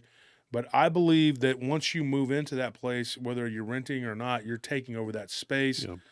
You sort of take ownership, right? The owner is giving you permission to live there. To live there. And once you're given permission, he transfers his authority to you, Mm-hmm. especially if it's an exchange type situation. Mm-hmm. I think that's how it works. He transfers his authority over to you, and then you actually, until you're kicked out, you actually have spiritual authority over that particular home, that apartment or whatever it is. I was gonna say home is where the heart is, so I don't think that they would really recognize a legal thing like that as part of it. I think it'd be like more like, oh, you're here, you're occupying this space, and this is your space, so that I can try to invade your space. So I don't really think they. Yeah. I mean, I might be wrong on that, obviously, but Yeah, I don't. I think if there was a previous family that lived there Mhm. and they did something nasty, yeah, I guess like leftovers. But yeah, if they lived there and they had spiritual authority over that, that apartment, and they did something nasty, that could linger on without the owner of the apartment's knowledge. And then when he allows somebody else to move in, might have to clean that situation up. I was thinking, because when I was saying that, I was thinking of like you move into a place, and since it's not your place, these demons can't attack it because it's not yours, right? But I guess They that's can why I attack thought it if they like, were given spiritual authority to be there.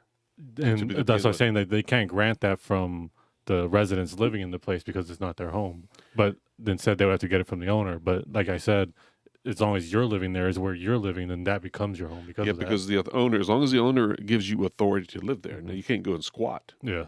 and assert spiritual authority over that property. But if the owner says you can live there, then he's transferring his authority to you for that particular apartment. That's how I see it. I mean, I could be wrong. I don't know. I just think it'd be really crappy if like Because authority can be transferred. Yeah, I just thought it'd be crappy if like you're living in a house and like demons aren't attacking you, nothing's going on with you, but then the owner of the house gets attacked by a demon, and all of a sudden that whole house is haunted now, and it's because he owns it, he got attacked, now I have to deal with it too. Could be, yeah. I mean that would really suck if that It depends is on the what case. he did with depends on what he did with the home. I mean, Yeah, I mean, that's why, in the Catholic faith, that's why when, old school, when a person moves into a new home or a new apartment, get Father McKenzie in here now, because we want it blessed before we start living here. That's what they used to do. Mm-hmm. It's just, that's kind of fallen by the wayside now. Oh yeah, you just move in and hope for the best. That's Yeah. not correct. I rock salted everything, and I didn't do it in this one. Mm-hmm. That was probably my mistake, I didn't go and grab grass and leaves and start burning them around the house because I don't really believe that works other than to agitate things. My brother said something. He said, fear is food fuel for negative entities. Yes, it is. I think that's part of why they do what they do. They agitate. They and feed off of that energy. Yeah, they do. I got a story, and this one. I did a lot of work with HACA with the Housing Authority, and one of the things that me and one of my guards encountered years ago, and it was actually Alex's dad, who's deceased now, and he's one of my godchildren, and he works on the show or was working on the show. He had me and his dad were working and there was this guy this was at a place called Booker T. It's still there. I believe it's still called that, right, Anthony? Right across from ACC. Yep. Okay.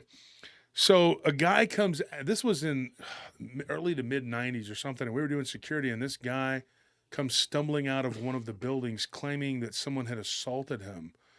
Now, there was two things wrong with that. First of all, he was trespassing because that building was closed up because it was about to be renovated. And so I said, okay, well, if somebody beats you up in there, they need to go too, but you're not supposed to be in there. So he goes and he leaves. We went in there. We didn't see anything, but it was summertime and it was cold, really cold. And I thought, this is weird. My friend was a spiritual atheist, so he didn't accept that there could be a spirit there. And he used to think I was just he was very intelligent, hyper intelligent cerebrally, but didn't believe he was a spiritual atheist. And he thought that I was superstitious. He thought it was my cultural upbringing, right? And so I told him, I said, dude, there's something in here demonic. Because the dog, we used to work with dogs, and my dog, Ivan, was going crazy. And I said, there's something wrong with this place. And we had raised Ivan from a pup, you know. And I said, dude, Ivan's freaking out, and I want to get out of here. Something attacked this guy. He's walking across the street. So I gave the dog to Roger and went over there. I told him, I said, hey, come here. I want to talk to you. And the guy's like, nah, man, I'm leaving. I said, let me talk to you. So I ended up walking across the street, and I said, can I ask you, what did it look, what did it look like? I said it because I didn't think it was a person. Right. And he goes, I don't know. It was just black, like a black something or another, you know?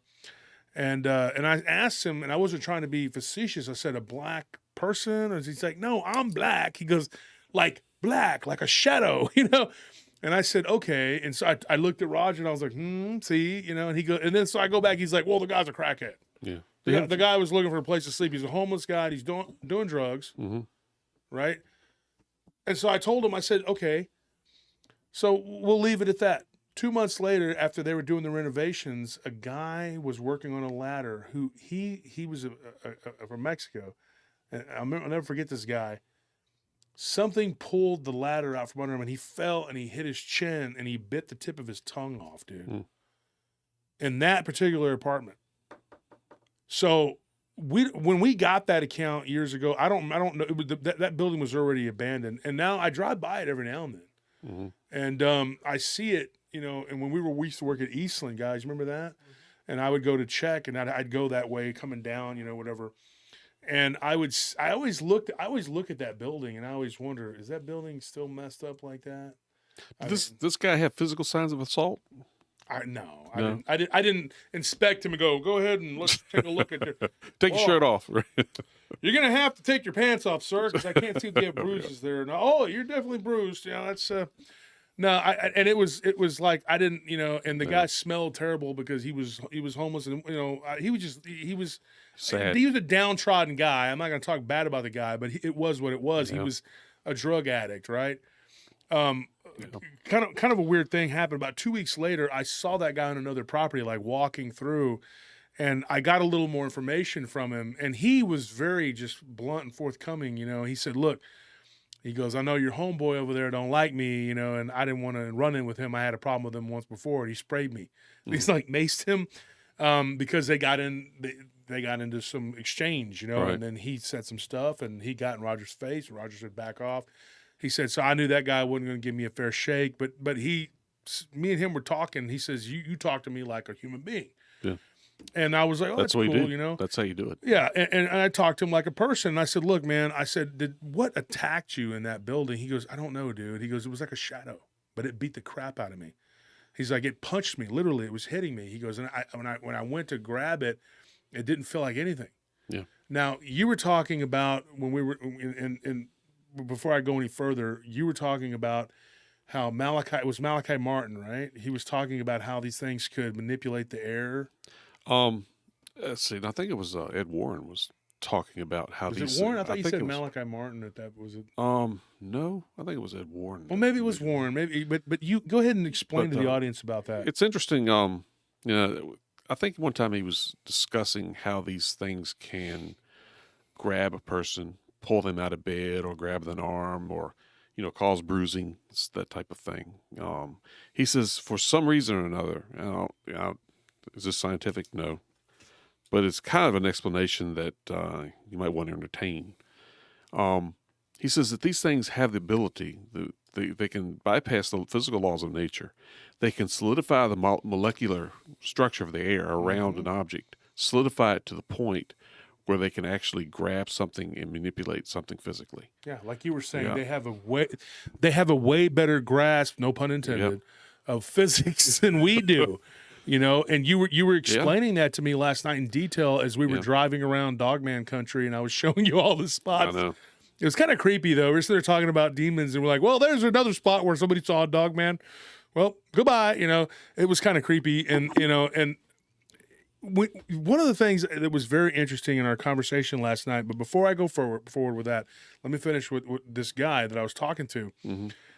He was telling me that building before, there was 3 people that were literally executed in that building, like killed, right, in that building. But he couldn't tell me which room or whatever. But they were all shut down. The whole place was shut down, and now it's been completely revamped. It's still projects, but Was it's it like it's housing projects. was it like a drug kill house or something like that? I'm or- not real sure what it was. I mean, I just know that working in all the housing projects I've worked in, there's been some bad stuff. Yeah. And when we were working in Scorpion and D, y'all are in the chat. Remember when we were working at Palo Santos? Funny because Palo Santos is actually considered a sacred thing, whatever. This place wasn't. And my guards, all of them, including myself, had spectral encounters with things. Wow. I saw stuff on camera, which I may have already talked about on the show. And also, every guard I put there would see shadows moving around, and they'd run over there to check it out because they thought it was a person, you know? Mm-hmm. And it wasn't. It was just shadows. And then I found out that somebody had walked in. One of the constables told me and Scorpion that somebody had walked in and literally just murdered the about 4 years before we were there, which would have been in 14, 15, something like that. Killed the manager and shot one of the maintenance guys. The maintenance guy lived. So there was something going on inside of there. And the manager called me one day from the restroom, and I was just literally broad daylight sitting out in my truck in the parking lot. Mm-hmm. And she said, something is inside this office with me. And I go in there, I don't see anything, I don't feel anything, but she was convinced because she heard something moving her computer around and doing all kinds of stuff. And eventually we did put like candles and stuff, and I did have a couple of weird experiences there with what I think were, one in particular, okay, I'll tell you this one. There was a camera that our people installed, and me and my brother were working it, and he was working on the outside of the office, watching the property, because when I would eat my lunch at 3 a.m. or 2 a.m, whatever, you couldn't we had the property 24/7 at that point, 2 guards 24/7. It was bad. Mm-hmm. And it was in 2019. You couldn't just go in there and like eat, both of us, and then go back out because there's mayhem going on. Right. All hours of the night, people trying to buy drugs, trying to do whatever they're doing, prostitution. I mean, it was bad. Mm-hmm. And so I'd have to sit there and eat real quick and watch the camera. Well, one time there was like this there was a wall there that's not there now. There was this little window that's separate between the 2 rooms, the front room and the back room. And I don't know why it was there, but anyway, it was the office. And I was sitting there eating my food, and I heard this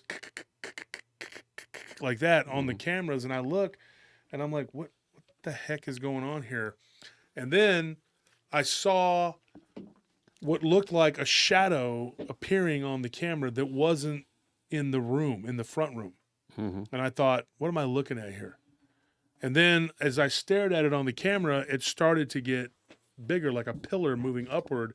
So I knocked on the glass, and I got my brother's attention. I was like, come here. And like he was outside watching, and he likes to vape. He was out there just vaping, So he kind of was like, why? I guess he wanted to be out there with his bubblegum dragon, tooth, whatever the heck flavor it is. He comes in, and I said, come here, look at this. And we both saw this. And he's in the chat. I know he remembers this. And I told him, I said, look at that camera right there. And we both watched like this pillar form into like a shadow man, like a person. And when we were looking at the spot, there's nothing there, but you can clearly see it on the camera. Mm-hmm.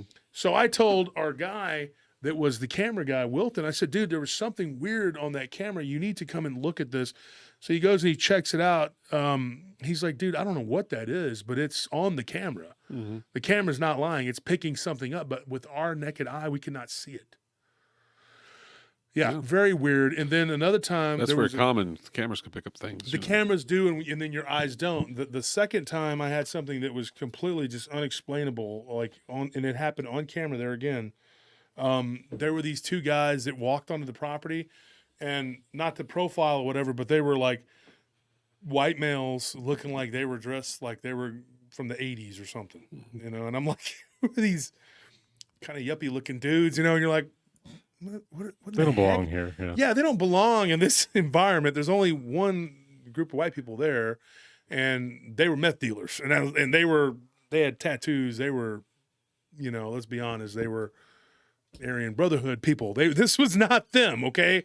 And I'm sitting there looking, I'm going like, what in the heck are these dudes? These two guys like, we just came from playing tennis kind of guy. You know what I mean? Like, I mean, that's what they look like, you know? And I'm like, what in the heck? So I stood up and I was like, hey, I started yelling at my brother, and I knocked on the glass. I had to reach over and knock. I said, dude, what? You just let him walk by you. And my brother turns around, he's all confused, holding his little vape, you know. And he's like, what? And he comes inside. I said, dude, right here on the camera, dude. And so we ran out, and I mean, just right around the building. And you know what it looks like, right? There's the pool right there. Palo you know? Santo isn't like a huge. No, it's not. It's a small place, but it's got about 100 apartments or whatever, which isn't like or 100. What is it? I guess it's got what, 50 apartments, something like that. 50. It's got about anywhere from 100 to 150 residents at any time, and at that point, it was halfway empty because we had evicted a lot of people, and it was bad. It was really bad. It was one of the worst places on Runberg. Look it up, Runberg. If you look up Runberg, it's really bad here in Austin. So I go around the corner, and there's nowhere for these people to go. There's nothing there. And my brother's kind of following me. He's like, what's going on? And I said, let's go look at the camera. So I went back in there, and we looked at the camera, and I'm like rewinding it, you know. And I'm like, you see Biff and Buff there, dude. What, you know, they walked It was on the tape. It was recorded. It was on the camera. Yeah. I said, look, they walked right by you, you know. Now, that time, if you were the property manager, you're going to look at that and go, you guys dropped the ball. You let these two guys just walk right by you. So I wasn't in a big hurry to go to the property manager, but luckily, the lady that was my boss's boss, me and her are still tight to this day. We're friends. I told her, I said, look, I'm going to show you something. Because they're going to look at the camera and think we didn't do our job. I said, look, this is going to sound really weird. And her name's Cheyenne. She's listening. I don't know. But I said, Cheyenne, look at the camera. Okay? These two guys don't exist. And I'm not joking. And she's like, yeah, they walked right by D. And I was like, yeah. And D was like a bulldog. You know how he is, Tony. Yeah, he's on the ball. You're not going to get alert. by. Yeah, he's alert. You're not going to get by him, okay? And he's going to challenge you too. You know, he's my older brother. And so she was just like, I said, I don't know what this is, you know? And she's like, they look so weird, huh? She looks right at me and she's like, what is that? And it was me, her, and the other manager, Sandra, who's still the manager there right now. So it's called something else now. But I was sitting there and I was looking at the camera and I said, this is incredible. These two people out of space and time, you know, where did they go and what and how, and like they just appeared, you know, you could see them too, kind of like just walking up. And my brother was like, I swear, he goes, I didn't see anything. I did not see anything. I don't know who that was or what you were running after. But thank goodness when I went back inside, it was on camera. But so I had, because it was on camera though, I had to explain to the managers, look, this isn't us messing up. You know, he walked right by him. You could tell he doesn't acknowledge them either. Like my brother didn't go, hey, what's up? You know, or anything like that. Like he doesn't even see them. It's like they came like within that close of him. Wow. So it was a weird thing. It was a really weird thing. And then those cameras, like they reset themselves eventually, you know, whatever. But it was just a weird anomaly. And then another time, one of the weird things happened. One of the residents claimed that something had slapped them, and they had just moved in. There was a squatter that was living there before, who I had run out of there, and that guy, I saw him coming back, like walking with pushing his cart, whatever. He had he was a homeless guy. And so I was toward the front of the building, and I was like, when they first got the gates put up, and I was messing with the gate, and I was like, I recognized him, and I was like, hey, I said, I got a question for you, man. And he's like, what do you want? You know, because I had kicked him off the property. I said, look, I just have a question. I said, you were squatting in the apartment one, I think it was 114 or something like that. I said, you were squatting in that apartment. I was like, the new residents that are there now are having some problems. And he goes, what kind of problems? And I was like, well, you may think this is funny, but they think it's haunted. He goes, it is. He's like, he goes, I only spent that one night in there, and you came in and roused me out of it. He didn't say rouse. He goes, you threw me out in the street, whatever, which I did. I didn't hurt him or anything. But I said, look, but it is. I mean, like, what did you see? What happened to you? And he says, I don't know, man. Something grabbed my legs. So there was something there. And now what this has to do with the price of rice in China is that what we're talking about here, we're talking about probably demons who had settled in, probably from people's vices of like doing drugs, Possible. flopping, and then they decided, hey, this is our domain. We're going to take this, and anybody that comes and tries to stay here, we're going to assault them or hurt them or do whatever it is that we do. Because it happened to that guy that the one night he was there, and then it happened to the family that moved in over there. And they were a Hispanic family, and I saw them like, doing the egg and all this stuff. And I was like walking by, and the window was open, and I saw the mom doing the egg or whatever. And so I talked to her about it, and I asked her if everything was okay. And she's like, yeah, they had the candles lit. She had the holy water. She'd gone to the church and got her holy water. That apartment, I remember before the squatter was there was a heroin dealer there. Mm-hmm. And I remember thinking, like, because there was some weird stuff. There was a younger girl, not a kid, but like in her early 20s or whatever, who would stay there. That was like her dad or whatever. And she would sleep out on the steps sometimes. And she said that something would harass her at night, I thought at the time she was talking about individuals that were coming in and out of the apartment. Yeah. I didn't know that she was talking about something spiritual. Yeah. So there was some really weird stuff that went on. That's the stuff that went on over there. That's not a good sign when they're sleeping out on the steps. No. Or a family, you go in the, But her dad was a horrible person. I mean, he was a very bad guy. I've gone in houses where people were sleeping on mattresses in the floor, in the living room, the whole family, because they were terrified. I'm talking about the whole family, not just one or two seeing something, Yeah, it's interesting. That's what they were doing in the haunting in Connecticut. Yeah. And Zaphis said, that we all have to stick together. And so John has everybody together, and then he decides to go break the cardinal rule and get separated from everybody, and then go down into the mortuary area because that's where they used to embalm the people, because it was a funeral parlor. Yeah. And they suspect that when John Zaphis saw this thing, I met him once or twice. He's a pretty good guy. He's very credible. And he talked about that.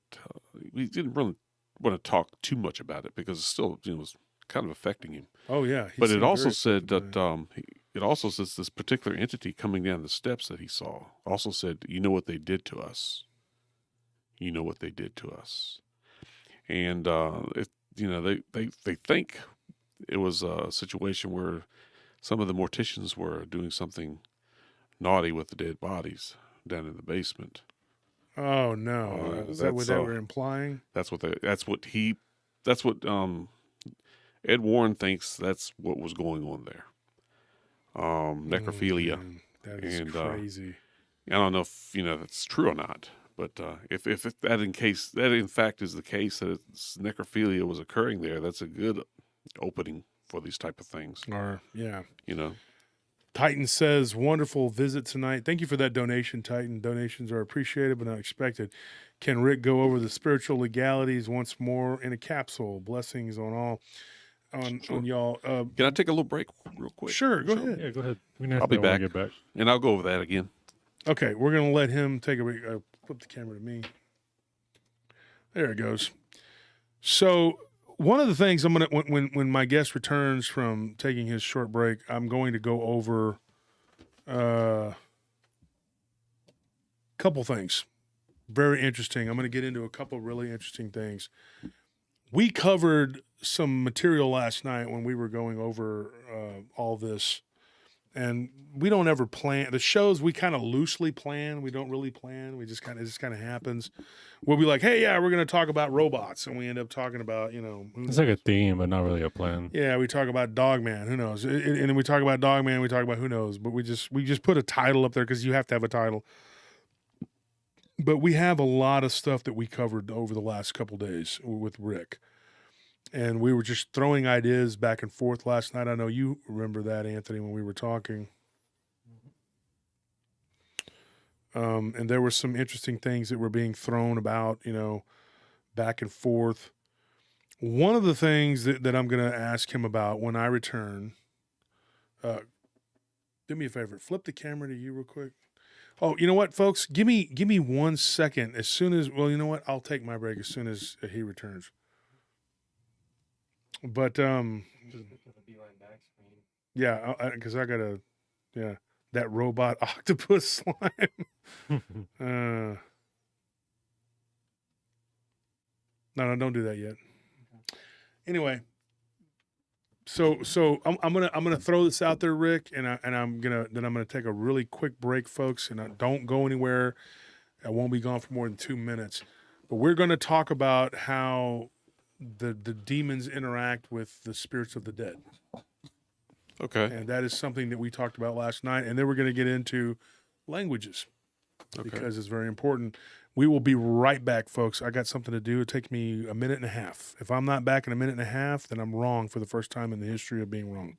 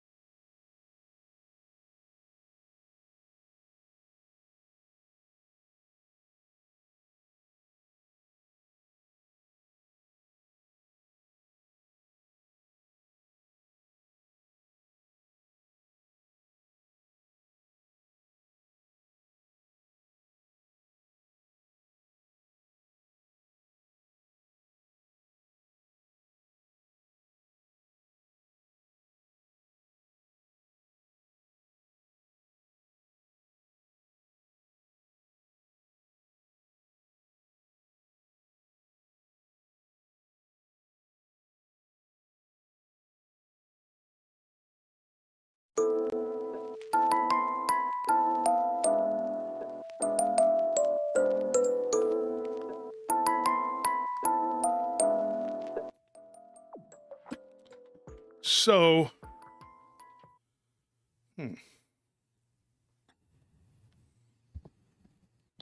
hold on 1 second.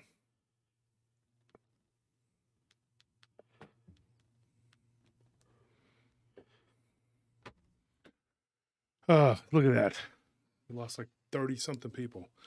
If you take a 2-minute break, dude, it's like they just say, well, goodbye. Now it's time to go. Just a commercial. Yeah, it's like a it's commercial break. real quick, and there's just we lost like Commercials don't even take 30 that something long. people like that quick. That's why I don't ever take breaks. I just couldn't hold it. I was like, look, I gotta go to the restroom, man. It's like, Yeah, the same way. yeah. So one usually I can hold it all the way through, but I was just like, dude, today, like right now, I just drink a bunch of juice. Just and did it some right here. drinks. Yeah, the coffee.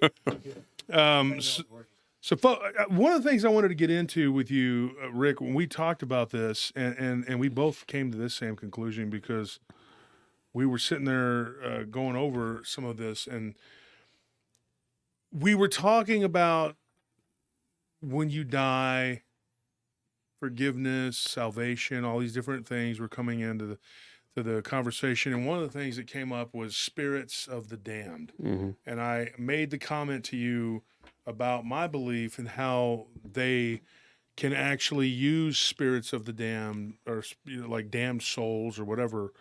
Do you want to explain that part? Yeah.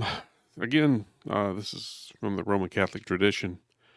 And I have to preface this by saying that a lot of exorcists don't necessarily agree on this particular point of view. Some do, some, they haven't quite bought into it yet. But supposedly, the demonic can use spirits of damned souls to, you help them, manipulate people and possess people. There have been certain instances where Judas supposedly appeared in the possession case. Hitler, Nero supposedly appeared in a possession case, as well as some others that they did some research and found out that they were actually people that, did live and died under mysterious circumstances or whatever. But the theory is that they can use these damn souls kind of like as fodder in a possession case. When an exorcism is performed, they're usually the first to go because they're not very powerful. But that is one of the theories, right? Mm-hmm. Yeah, and we went over a case that I had covered with somebody who had messaged me, and you remember last night we were talking about this. There was the guy thought it was a demon, with the spiky head and all that, but it was really somebody who was in the purgatory type state, and it was just a person who had died. Yeah. Well, if those are in purgatory aren't necessarily damned. No. And this being though followed this person from a place. Oh, okay. Yeah. Do you remember the conversation last night we had? Yeah. And you're saying it was a damn soul, or? Well, I don't know. I mean, what this person was told is that they had an attachment. Okay. And that they thought it was a demon, like a shadowy whatever, but it was really the spirit of a deceased person. But that deceased person was being kind of held on a short leash by a demonic entity. Could be. Because when demons will infect an area, they will... Luna Blue just said it right there. They collect souls. Yes. Yeah. They will use that because they'll plug into that soul, that soul matrix, I guess, for lack of a better term. And then they will, they'll use them. I mean, and they can use them to frustrate you, to do all kinds of things. I had a story of these kids. They were playing video games in their house, and it was definitely haunted. This happened up in New Hampshire. And I know Tony and Anthony, y'all remember me telling y'all this story because Tony likes to play video games. I said, one of these days you're going to turn on the screen and you're going to see something in the screen. I was messing with you. But let's hope not. But these kids were sitting there playing. They were like, laying down on the ground, on the little bean bags, and they were playing. And this guy says, I'll never forget.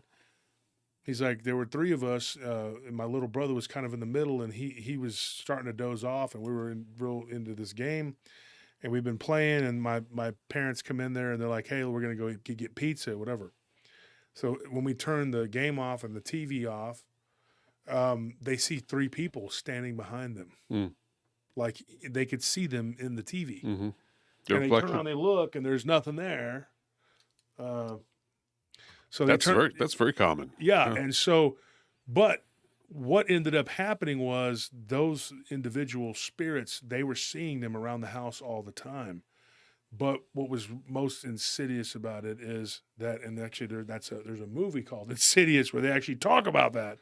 I think I've seen the first one. I don't know anything about the other ones, but I remember that movie being kind of creepy. And if I remember correctly, I think there was like a ghost guy or something that was helping the demon. Or was the demon a guy too? I don't know. I don't remember how it went. He was like black and think red, you're like Darth thinking Maul or something. of The Conjuring, where they had a ghost being used as a front, and the demon was using as No, this was Insidious, dude. I 'cause thought it was Insidious. Yeah, that was insidious. Yeah, I just remember I don't remember the movie that way. I have to go back and rewatch it. I don't remember it being that great. So anyway, I just remember seeing that. But anyway, it is Insidious. That's a very good name for it. What this person now in their 40s has told me that he believes that, and I'm saying this person, their dad, I guess it would be the dad. He believes that what was happening, and this happened like 10, 15 years ago, that there was some sort of demonic entity there, and he ended up subsequently going to the Orthodox Church to get holy water and whatever he could, Mm-hmm. and he had a priest come and do rites and all that. I'm not like totally versed in all the different prayers of the Eastern Orthodoxy, but that's the church that they belong to. So that but there again, they didn't go.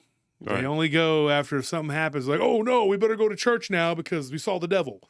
Probably should be in church before that if you're really if Or you think that after it's done and over with, stay Yeah. there.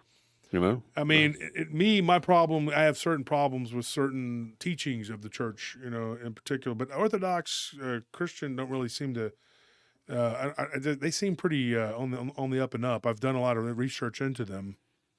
And so anyways, they went and they got this Orthodox priest to come.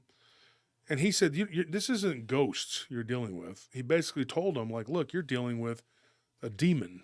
Mm-hmm. One particular that's very strong, and then a couple weaker ones, and then you have a slew of human spirits that are here that are kind of being held captive, so to Mhm. speak. And this guy, he's like, this is not the normal, the way that, goes, what I'm telling you is not protocol. Mm-hmm. I'm just telling you what I know. Mm-hmm. And this guy said, this is what I think you should do. And they ended up working it out and getting, and eventually it calmed down enough to where they could move out. Mm-hmm. But the guy that told me this story, his sons, he was telling me when they were kids, they were seeing these entities, but they never saw the demon. They didn't really see it until they brought the priest in, which actually led the wife to think that maybe we agitated it by bringing the priest. And I'm like, dude, you had a problem there. I mean, obviously, if everybody's running around seeing ghosts, either way, there's a problem. Mm-hmm. But one of the children was the only one that had seen this. It was the youngest child, and she was like 6 or something, and she saw this thing come in dressed kind of like a monk, like robes and everything. It's common. Yeah, and then kind of floating into her room and looked like the Grim Reaper. Mm-hmm. But that's what A cloaked figure. a cloaked figure. Yeah. Now, do you remember when we talked in the story about Flunky? Mm-hmm. It was very weird. I got a story, and this actually, I looked into this. This is not the first time that somebody has said something along these lines.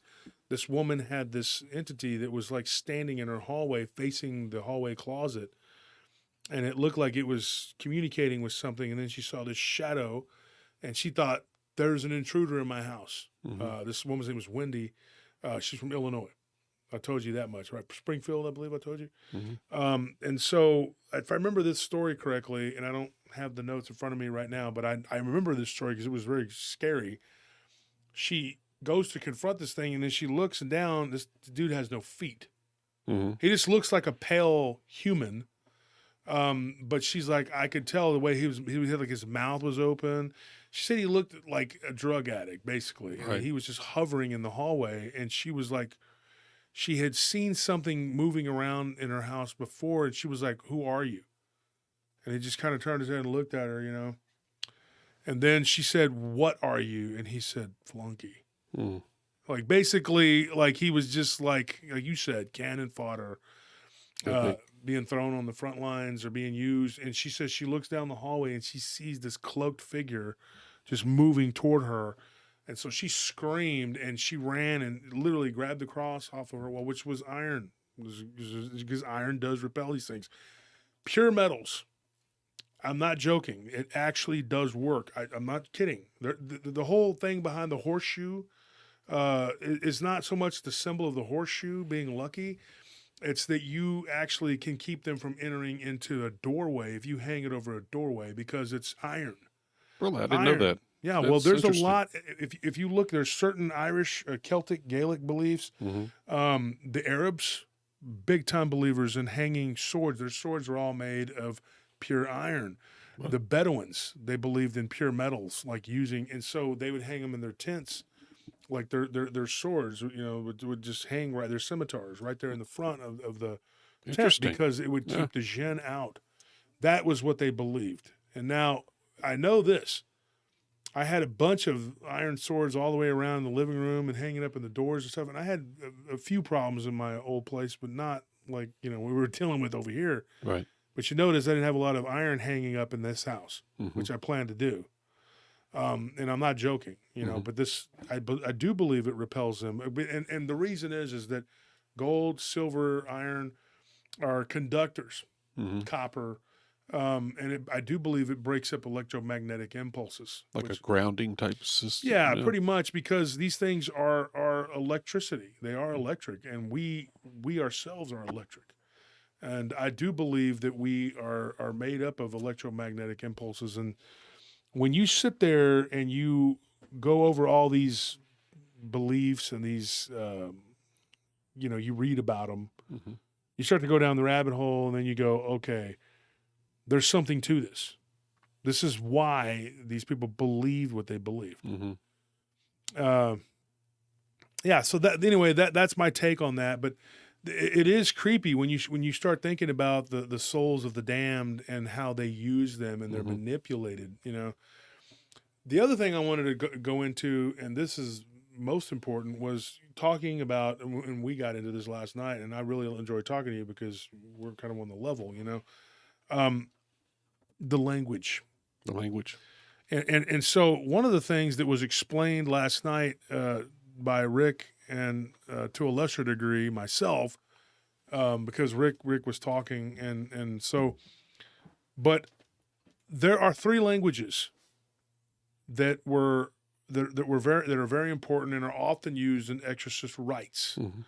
One is Greek, one is Latin, and the other one is Hebrew. And now I'll let you take the floor and explain to the audience Yeah. what that is. According to Catholic tradition, those three languages are sacred languages. And the reason for that is that when Christ was crucified, Pontius Pilate ordered that plaque be placed above his head on the cross itself. And on the plaque, it said, Jesus of Nazareth, King of the Jews, kind of like a mocking type statement. Mm-hmm. But he also ordered that that particular statement be in three languages, Latin, Greek, and Hebrew. And the Catholic tradition says that being that those three languages were attached to the instrument of our salvation, they became sacred.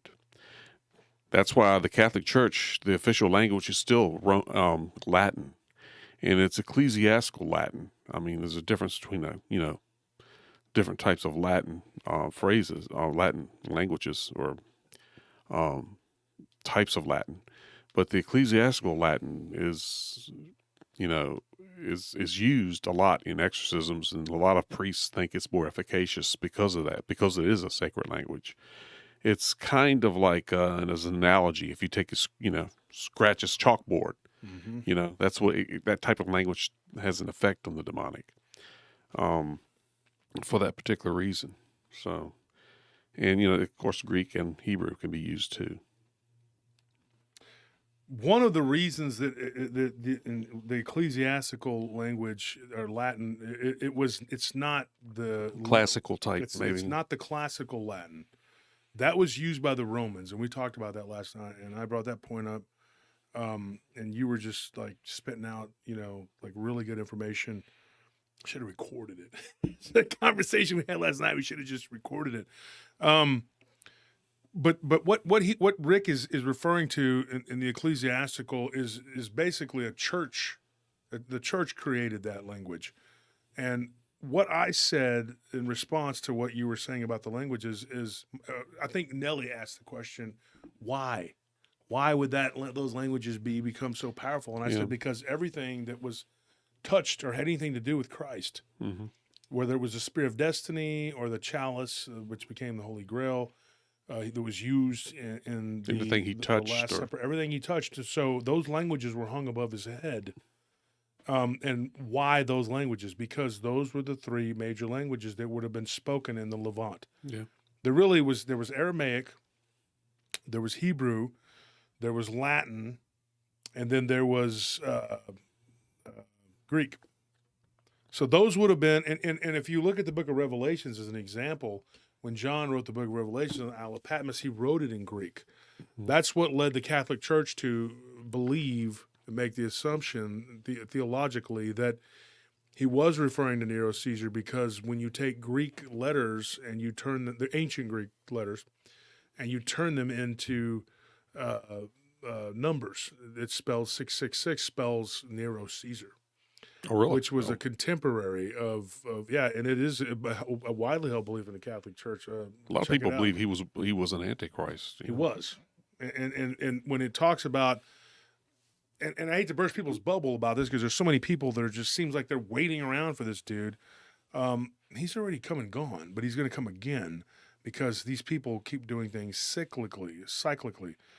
One of the things that was interesting to me was that if you read about Nero and what he did, and I'm pretty sure if I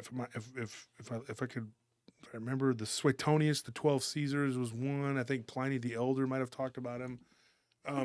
You get these stories about him when he did what he did. It was commonly held that he burned Rome to the ground. When he did that, he caused a grain shortage because he burned all this, and the markets were messed up and all the grain was destroyed. So in order to buy or sell or do anything, you had to have the seal like on your hand, on your right hand, or on your forehead. Mm-hmm. So people say the mark of the beast, the mark of the beast. What John was seeing was his contemporary Nero causing what he caused shortly after the book was written, and then saying, hey, if you want to buy, sell, or trade, and then it talks about, this nation that he was referring to as drinking of the iniquities of all the nations of the earth. That was Rome. Mm-hmm. And it was very much aimed at Rome. And I do believe that was the original and the most significant Antichrist.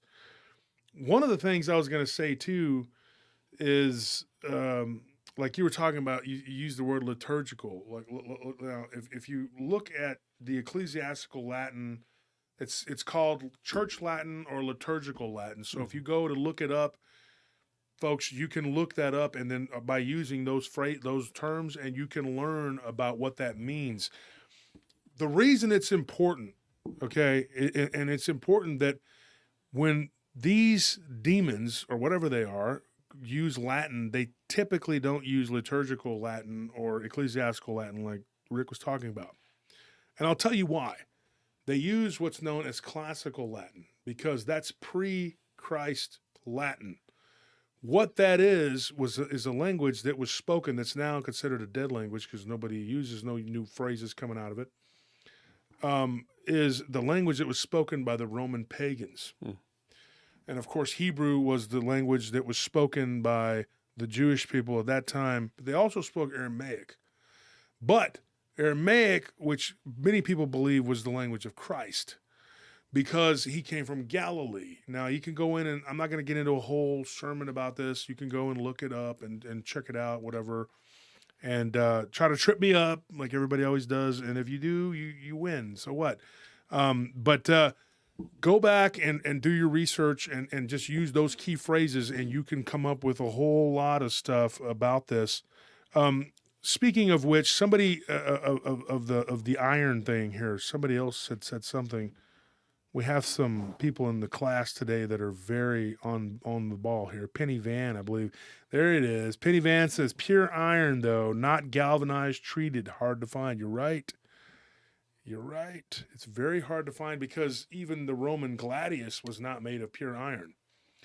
Iron in of itself rusts pretty easily, and so it's prone to that. So that's why alloys were created.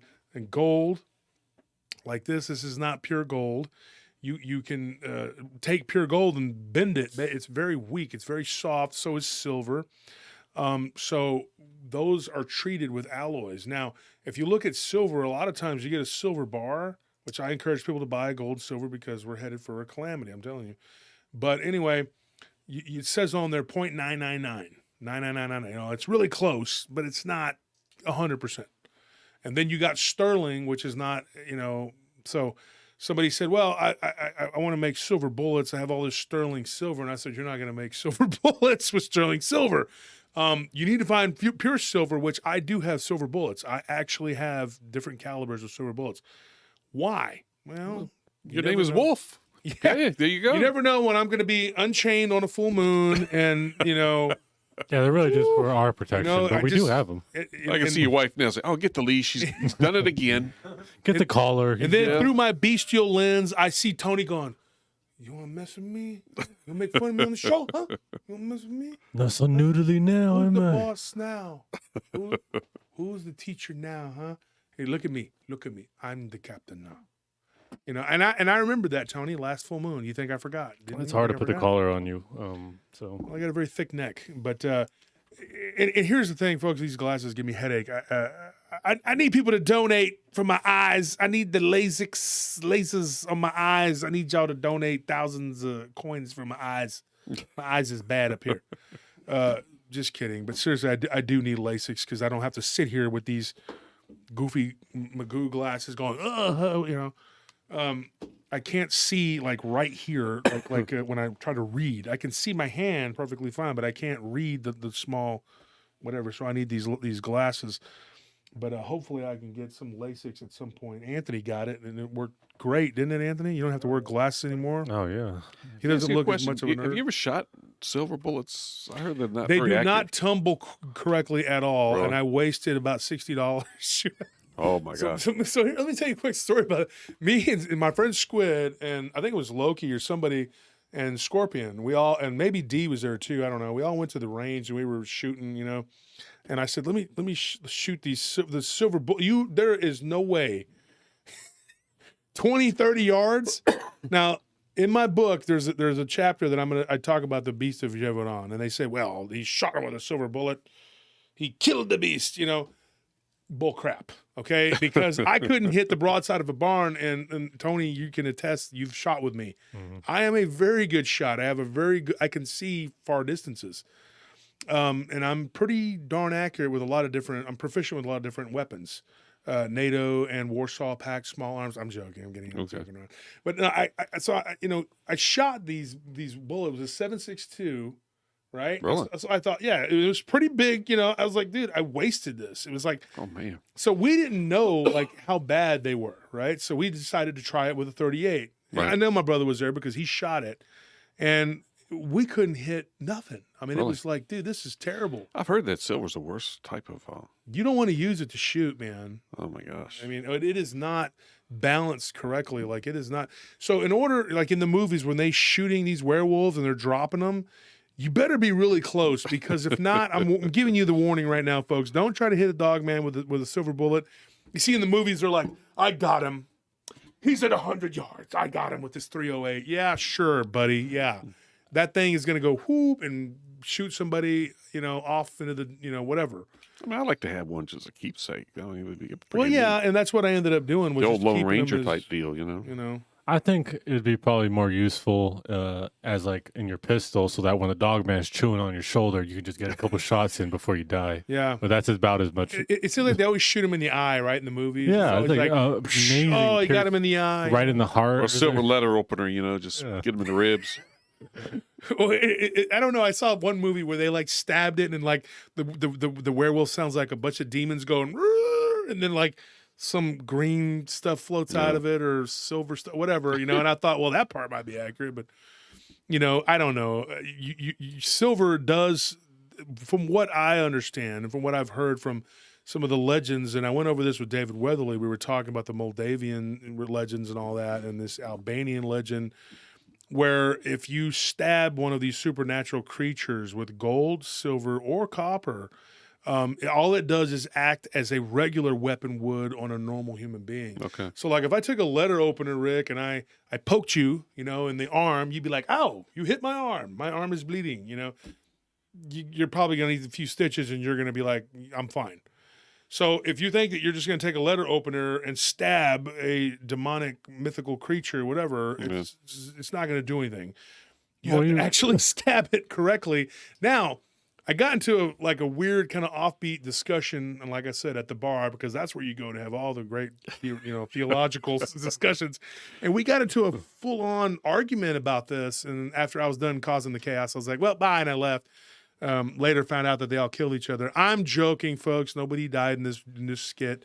No, I was talking to some guys at the bar, and we got into this big discussion about that whole, going down the rabbit hole of what could happen if these things were real, and everybody was like, "Well, no, you have to actually kill it. You have to stab it this way and that." And I thought, how do you know that? Yeah. How do you know that unless somebody has done that in front of someone? And so you can go and you can read all these archaic myths and legends, and you can look up. But one of the Moldavian myths that we were talking about was Albanian, actually.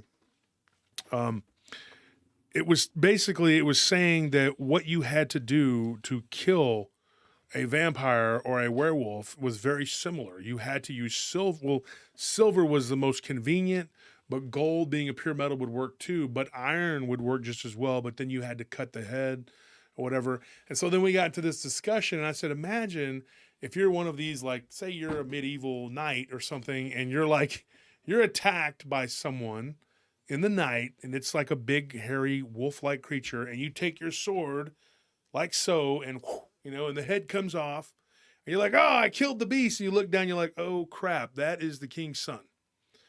That is Prince Lycan.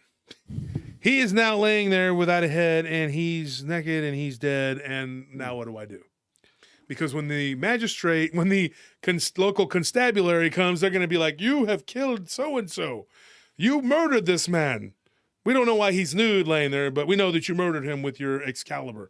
And then you're like, no, my dear man, when he came to me, he was a ravenous beast, bestial in the eyes and full of beastiness, and I did slay him. And then they're going to go, "We're going to put you in shackles and we're going to torture you."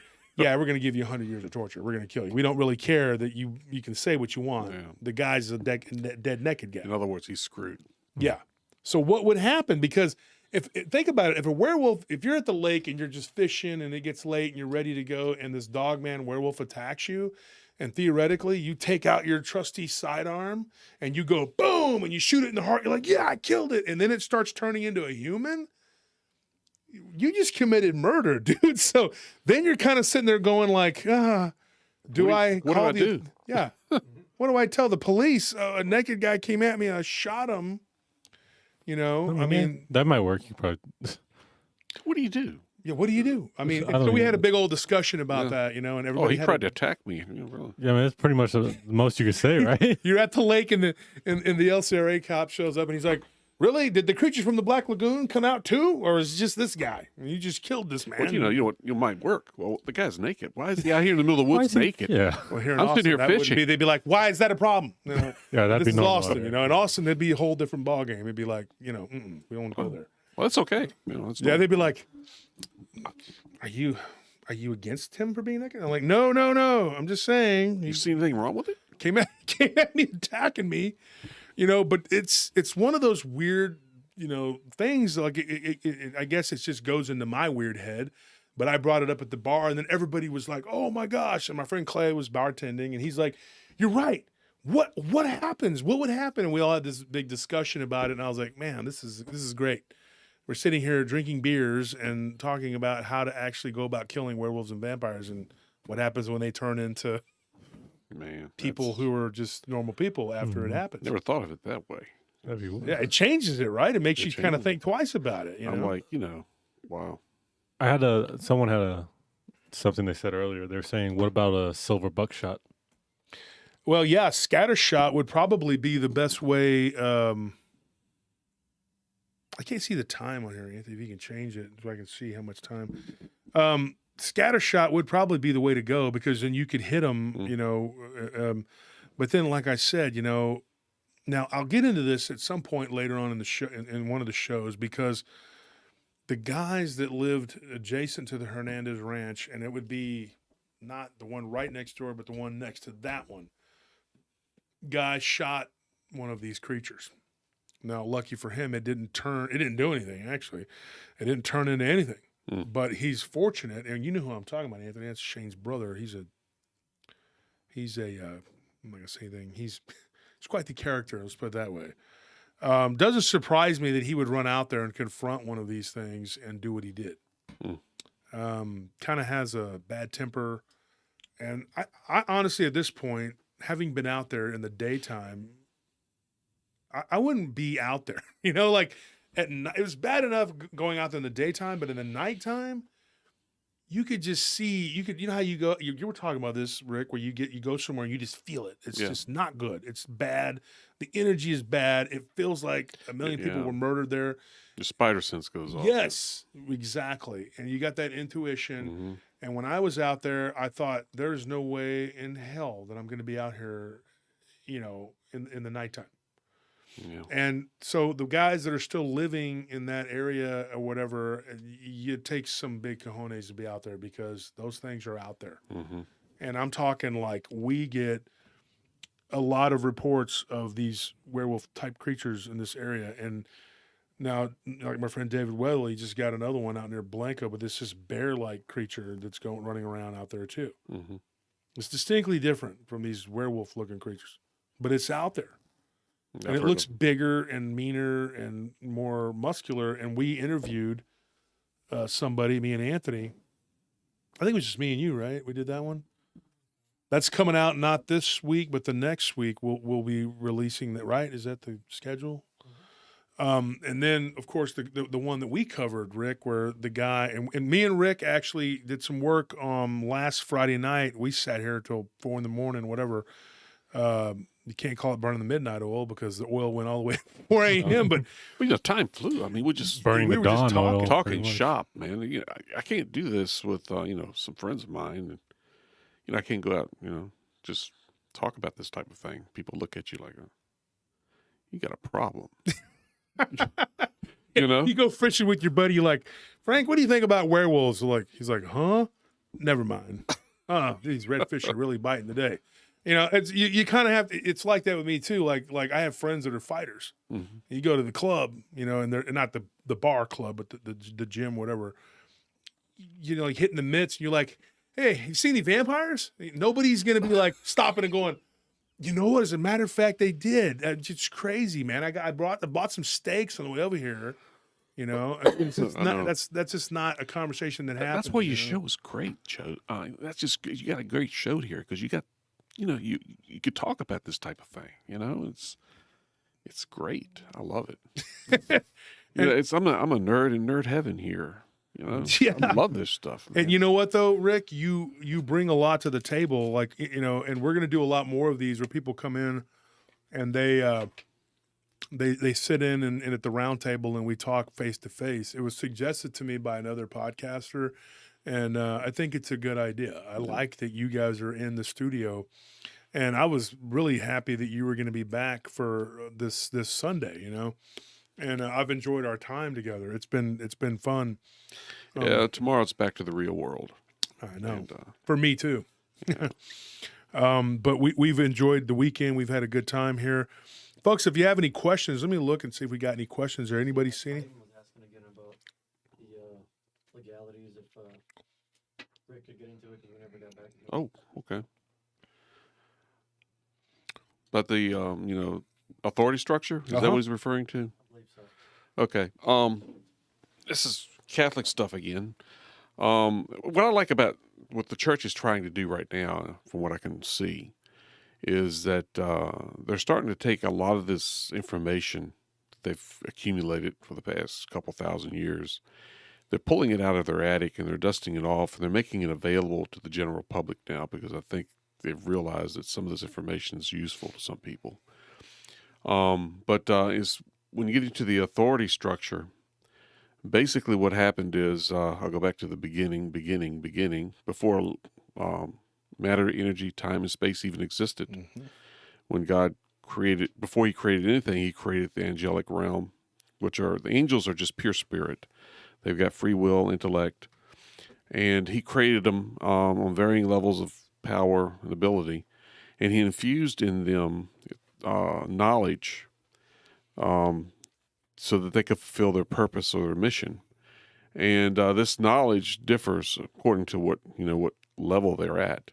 But within this knowledge, infused knowledge, he gave them what they call the authority structure, divine economy of authority. I think that's one of the terms used. And basically, it's kind of a natural law, the law of natural law right or inherent right that he gave, humanity, that, they have certain authority over their property, their children, and certain things under certain circumstances. And the demonic and the angelic, they have to respect this because of this infused command or infused knowledge. Let's say that, if you own property, you have spiritual authority over this property through this law. And if you command these things to leave, and you have to interject God in some way, shape, or form because he is the author. But you have to interject God in some way and assert your authority over your property or your children and command them to leave. And in most cases, sometimes it's immediate, sometimes it takes a while, sometimes it takes repeated, attempts. But these things must obey, which I think is extremely important. And my limited knowledge and experience with these things, they do follow a certain structure, certain authority structure. They have to do it. They're compelled to do it. They have no choice. But that, in essence, is what it is. And, if I brought a book, if you're very interested in this type of thing, you don't necessarily have to believe it. You can just read it if you're interested in what's going on, this type of information.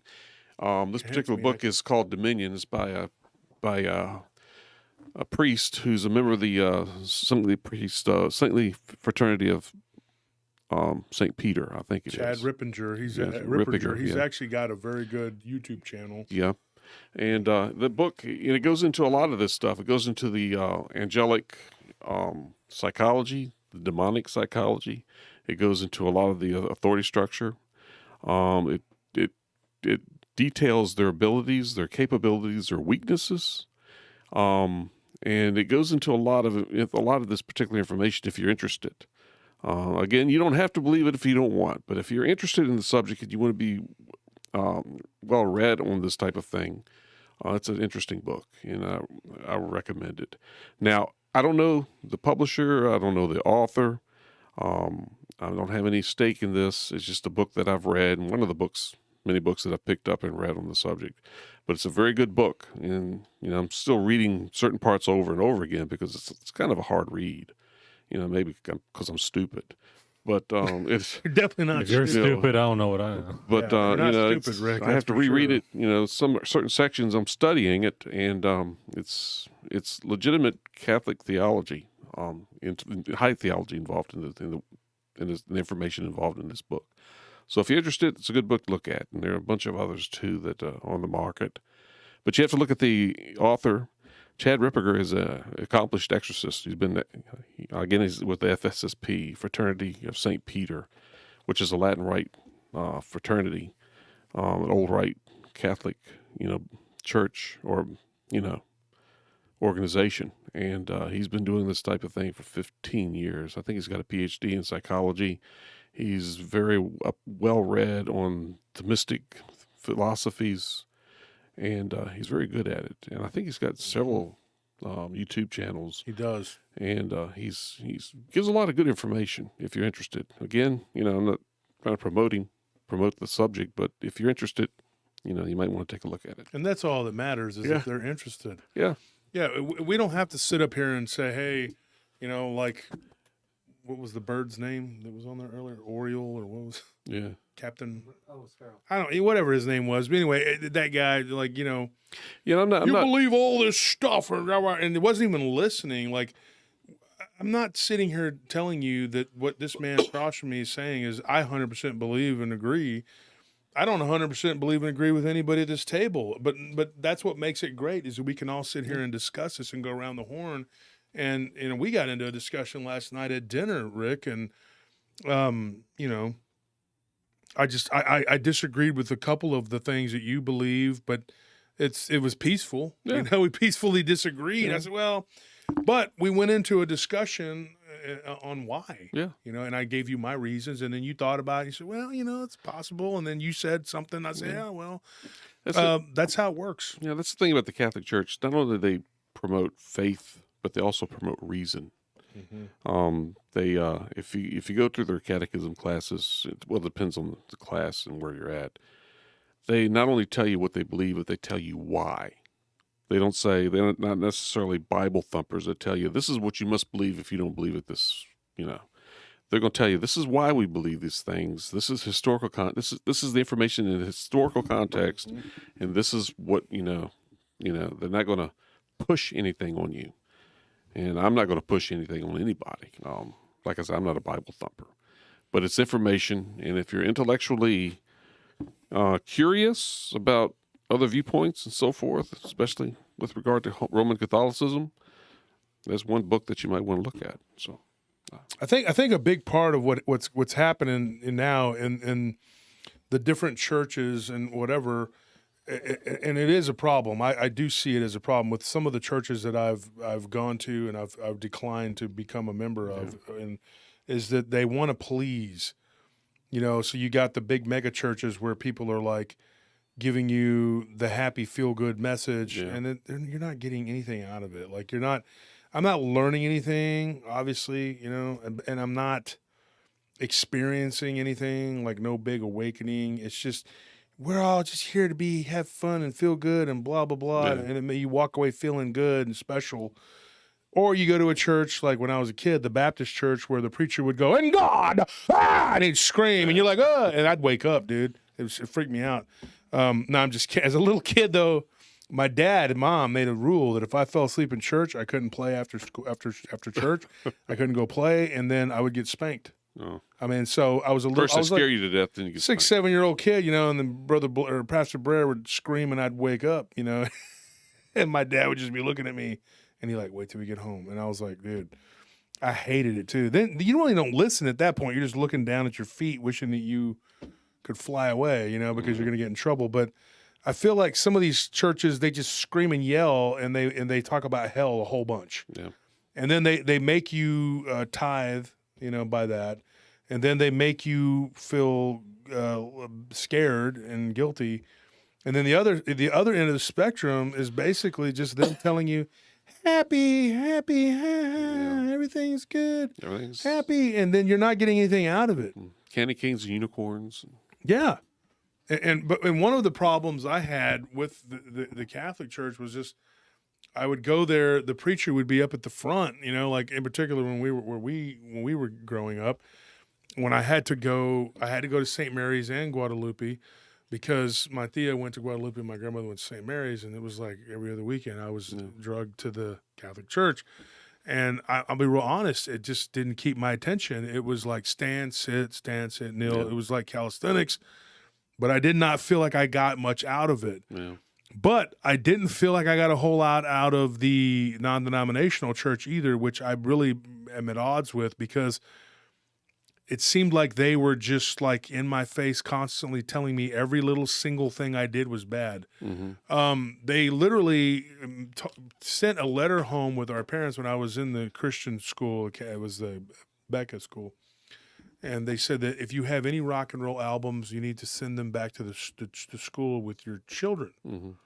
So I had to go to my parents, who they didn't give a crap. They were just workaholics, right? Yeah. They were paying for me to go there. They didn't want to hear about what I was doing. They didn't. You know what I mean? It was like you go there and you learn to be good. We were working. All they cared about was their careers. That was it. And you just go and be good and be a latchkey kid. You know, my parents they grew up in poverty. Yeah. So they worked their way out of it, and it was like that's all they cared about was money and surviving, you know. And so we didn't grow up with a lot either. yeah. But, you know, I understand that. But, you know, fortunately, you know, I had parents that, you know, gave me time, you know, and particularly my mother. She gave me a lot of time, and she sacrificed a great deal, and we didn't have a lot, you know, but, you know, and what's interesting is back then in those days, when you don't have a lot, you don't realize it because you're kind of happy, you know. We didn't get everything we wanted, but we were still happy. Bernard Fox says we were so poor we didn't know it.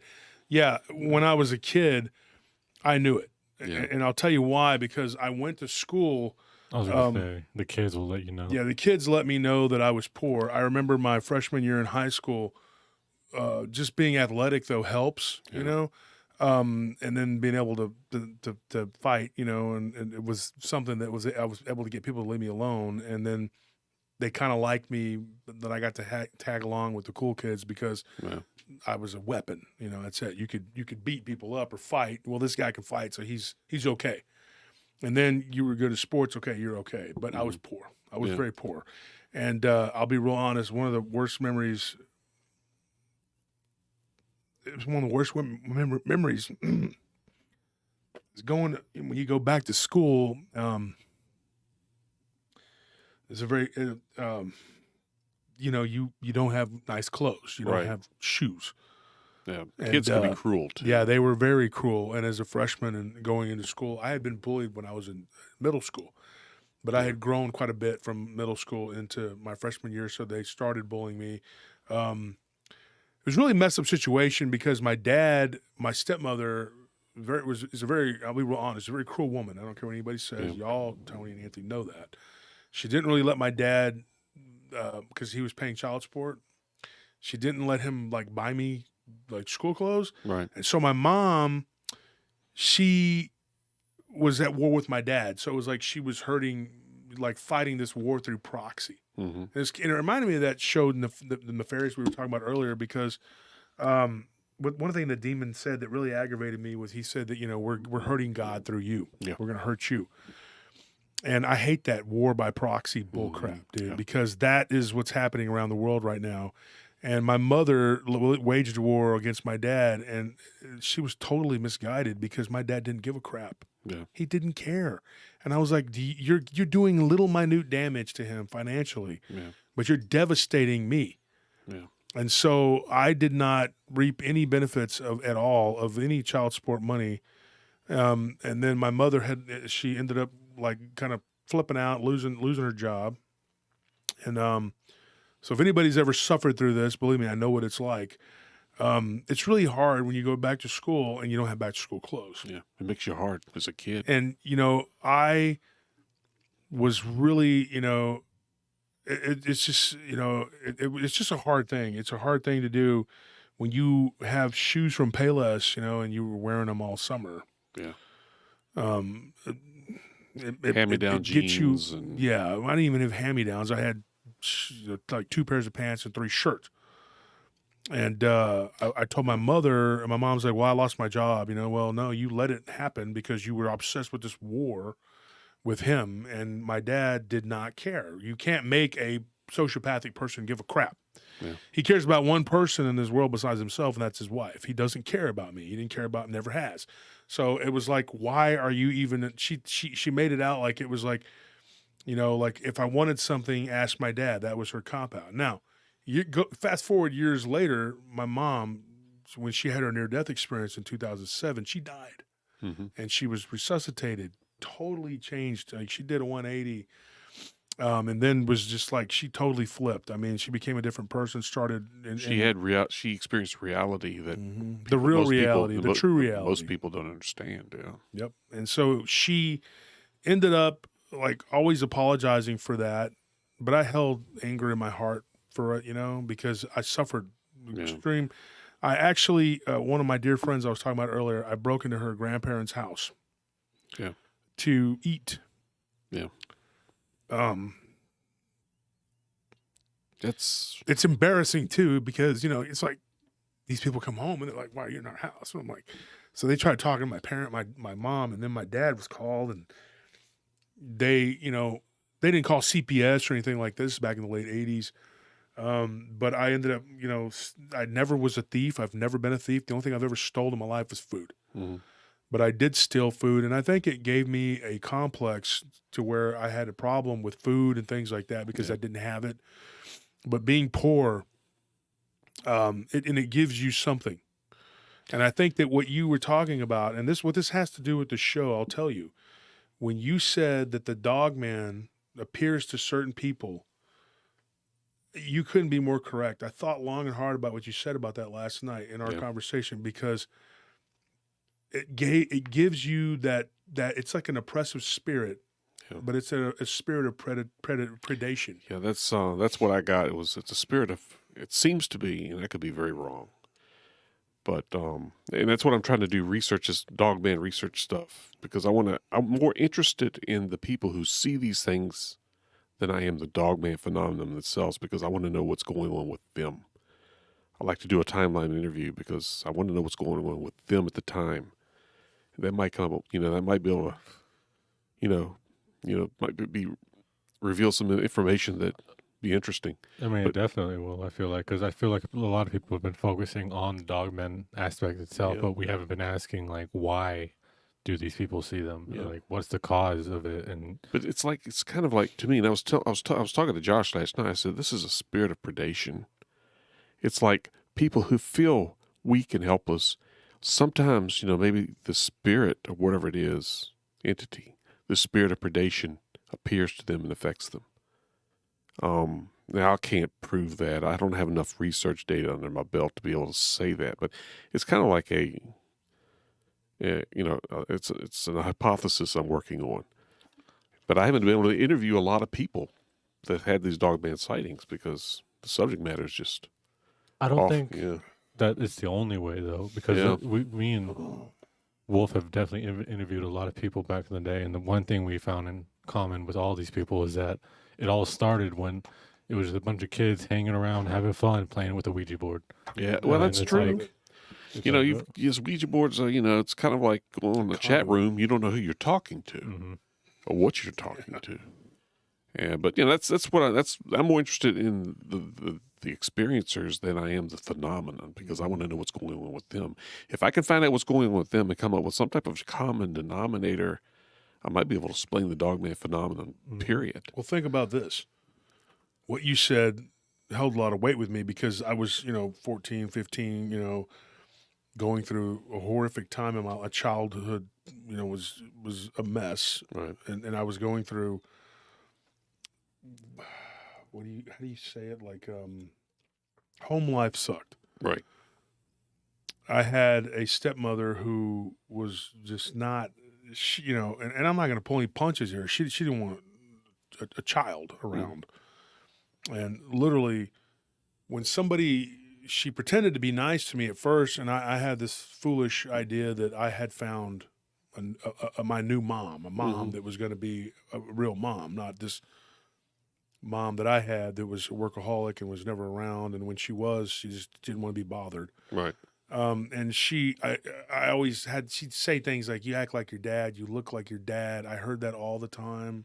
And then I heard it from my dad that I acted like Marianne. You act like your mom. And I'm like, it was like they despised each other so much when they looked at me. But to you, they despised you. Yeah. Even then I knew it. I knew that it was a curse that I looked, like they hated each other so bad. And there couldn't be more different. Like, my mom died a staunch Republican, my dad Mexican, but she was a Republican. My dad's a Democrat. And my dad would look at me and he would see my mom, and my mom would look at me and see my dad. Yeah. And it was this extreme, extreme hatred they had for each other. And But you felt it. Well, I felt every bit of it. And I was a pawn in their little war, and I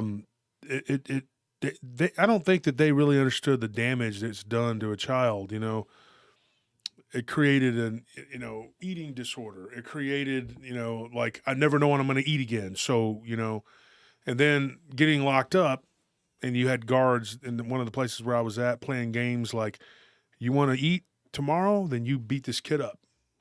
That kind of thing. Go into the QR and you fight. Mm-hmm. Later on, the state of Texas did this massive investigation of the Texas Youth Commission, and they found all these, things that went on. But I was a part of the system at one time.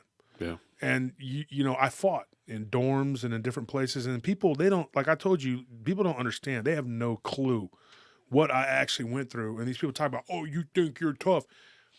I don't know. I know who I am and what I went through. Okay. And it goes beyond going to a gym and hitting a heavy bag, dude. Yeah. I'm talking about when you have to fight for survival, or you get double the food. Yeah.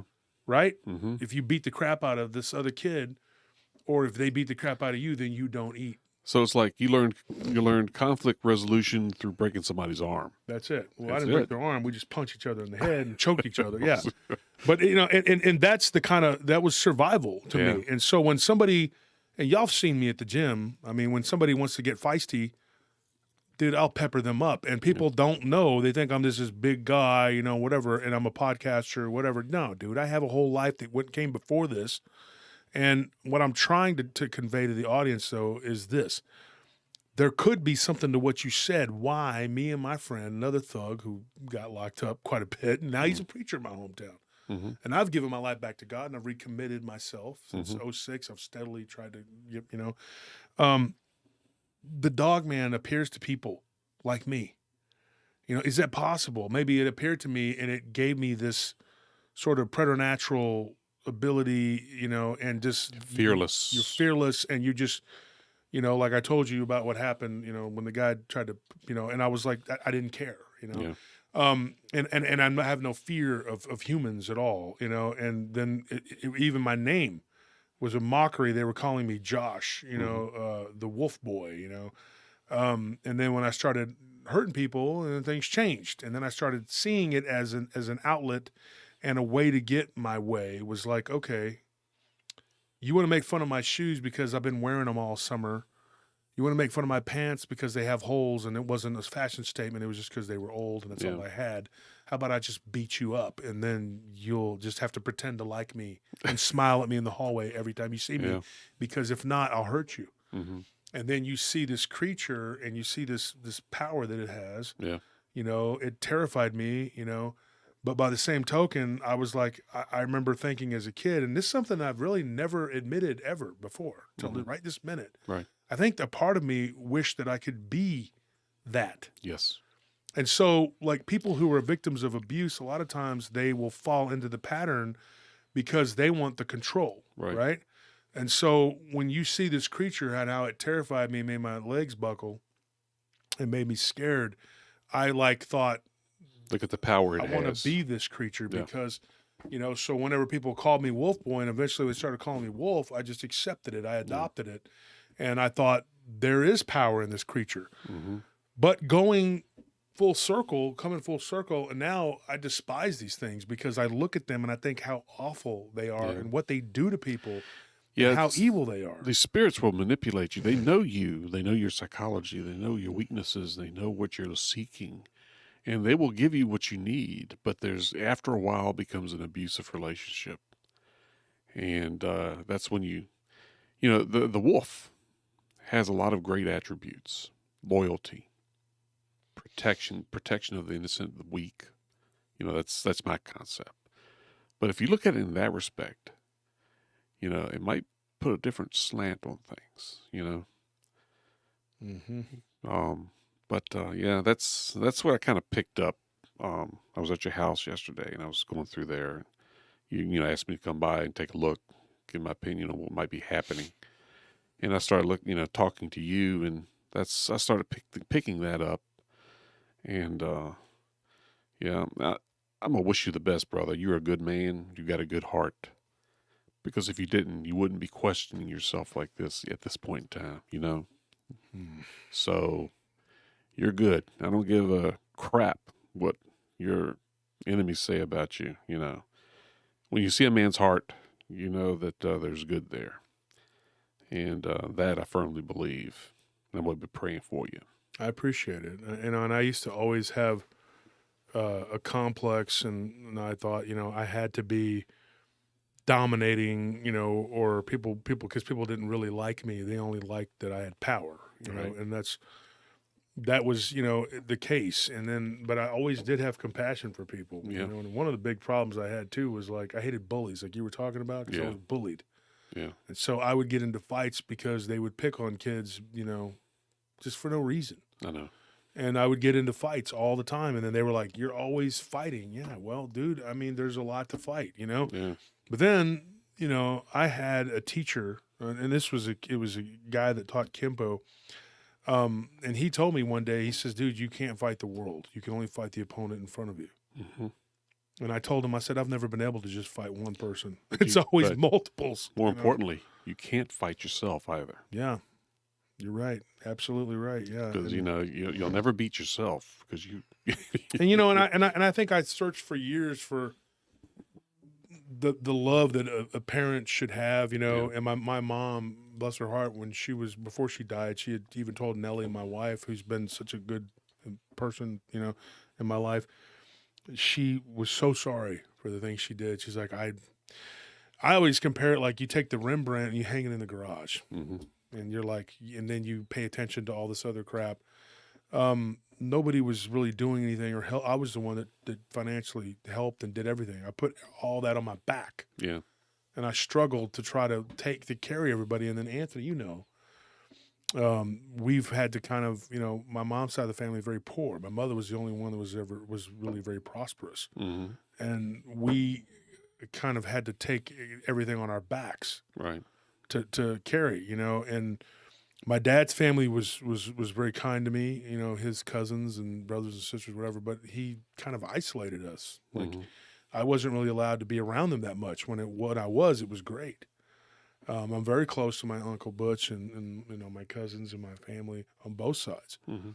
And I used to sit there at night and I'd think, why can't I have been born to my aunt and uncle? You know, why did I have these people as parents? Yeah. This sucks. You know, Yeah. I would lay there at night just wishing that I could have had anybody Yeah. than these people, Right. you know, and all the screaming and yelling and fighting that was always going on. And then my dad, of course, like I said, I made this huge mistake of my stepmom thinking that she was a nice person. My dad's at work. I never to this day told him this, but very briefly, I'll just tell you. She sat me down and told me, you know, well, don't you want your dad to be happy? And I'm like, yeah. And she goes, then you need to tell him you don't want to be here. You know, what a thing to do to a Yeah, kid. You give him a bowl of ice cream and tell him. How old were you then? I was like 13. Oh boy, that's very You know, that kind of tough age. kicks you in the gut. You know, you're just like, Yeah. More than the because you thought that this person was being nice because they liked you, and it was Yeah. just a facade. And then yeah. so by the time, you know, I'm 15 years old, and then when I saw this creature, what I saw, you know, I was in a treatment center, you know, and they were like, you need to tell the truth. You didn't see this. Mm. And there was this doctor named Fleischman, and he kept, you know, and then he would smile like this. And I was like, Yeah. I just wanted to rip his eyes out of his head. And he was just like, just tell the truth, okay? Because you have a fantastical imagination and all this crap. And I'm like, look, dude, my friend saw it and half of his family saw it too. There's a policeman that came and, you know, like this really happened. I don't know Yeah. what, you know, what kind of android you are, dude, but he just kept trying to get me to deny it. And so they kept me in this isolation until I finally said, okay, I didn't see that. Right. And, you know, it just added to the anger and the hate. And I just remember every time I was in one of those places, I was looking at these people like, you know, I'm gonna bite your throat out one of these days. You know, I'm not kidding, dude. These people made you hate life. And I think, though, it brought me closer to God because the only thing I had was God. Yeah. So I spent a lot of time talking to God and Christ and saying, please help me. You know, I want to be out of this situation. But it wasn't a situation. It was a state of being. Right. It was a mind state that I was in, that I was destined to continue in just in this cycle because I didn't know how to break it. Mm-hmm. You know, and then I did live in fear of this creature too. You know, it was like it had this overwhelming sense, you know, and like you said, an attachment. I do believe that because, you know, I was working years ago in 2008, and I remember feeling the presence of this creature. And I remember it again in 2006. And I finally moved out of the place I was living in down south. I felt the presence of this creature. The latest time I felt the presence of this creature was about 2 years ago, right here in the studio. I felt it like it was outside. And I'm like, why am I feeling this? Now, that's not, I distinctly know what it is, because in 1994 or 3, I worked at and we did the episode, The Haunted Tower. And I remember seeing it and thinking, that's not it. This is a demon, whatever this is. There's demonic entities at that place. I'm not kidding. And I was like, that is an imitation of what I saw, because it's messing with me in my fear. It's basically showing me what I'm afraid of. The reason I knew that wasn't it was because that was only 6 foot tall. Yeah. And what I saw was this hulking beast. That was not it. Part of me wanted to laugh, and part of me was scared to death. Yeah. You know, but these things get a hold of you, and then they try to, you know, claim your reality, your perception, seeing it through their lens, their distorted, warped lens. And one of the thoughts that kept going through my head of demonic oppression, and I know I suffered from it, was that God doesn't care about you. Yeah, God doesn't care about you. You're not one of his, common, you know. And you go down the rabbit hole of the Bible, and then you start to look at different things, and you're like, this isn't even, I don't even think it's all correct. But how do I go about figuring out who the true God is? Well, I just kept following Christ, you know. And then, like I told you, I literally spent 7 years dwelling in the darkness. But it was like whiplash, like God just said, okay, you're done, and pulled me out. And it was like a whirlwind. I'm done being that person, you know. Yeah. And it was like overnight, to the point where some people thought that I had some sort of mental break with who I was.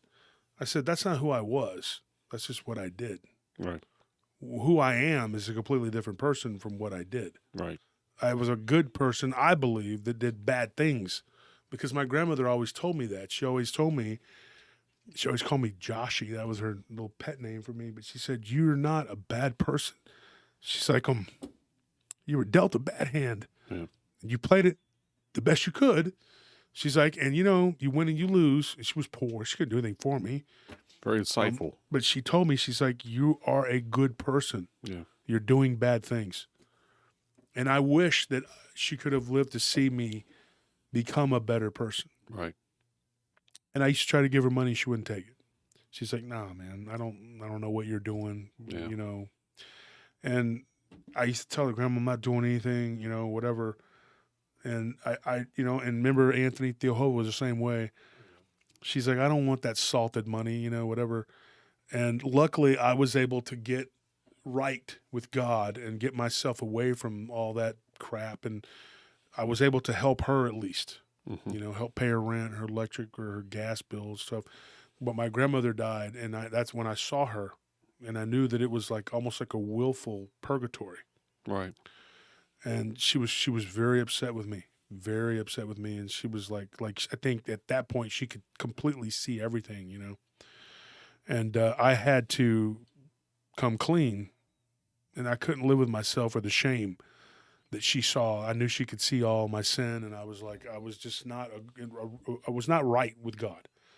And you know, I spent a couple years kind of floundering, feeling sorry for myself, you know, God, why? And you know, you got to give up and understand that, heck, you could be in debt or in prison. You're getting better than what you deserve, working as a menial security guard for $8 an hour, whatever it was at the time. Working in a hot parking garage, you know. It was just not a fun life, not a fun time in my life. And it was living paycheck to paycheck. Scorpion and he and D can tell you, we struggled.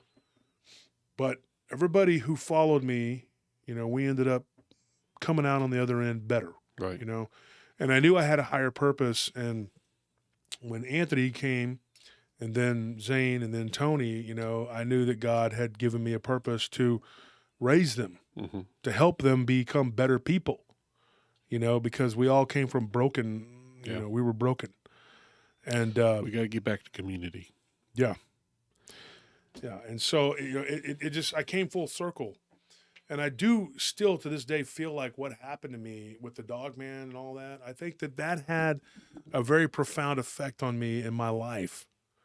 And what you said last night had never been put into words before until last night when you said that about the spirit. You know what I mean? Like, I thought, man, this makes a lot of sense because that gave me sort of a boost. Yeah. You know what I mean? Like, and I would fall back on that.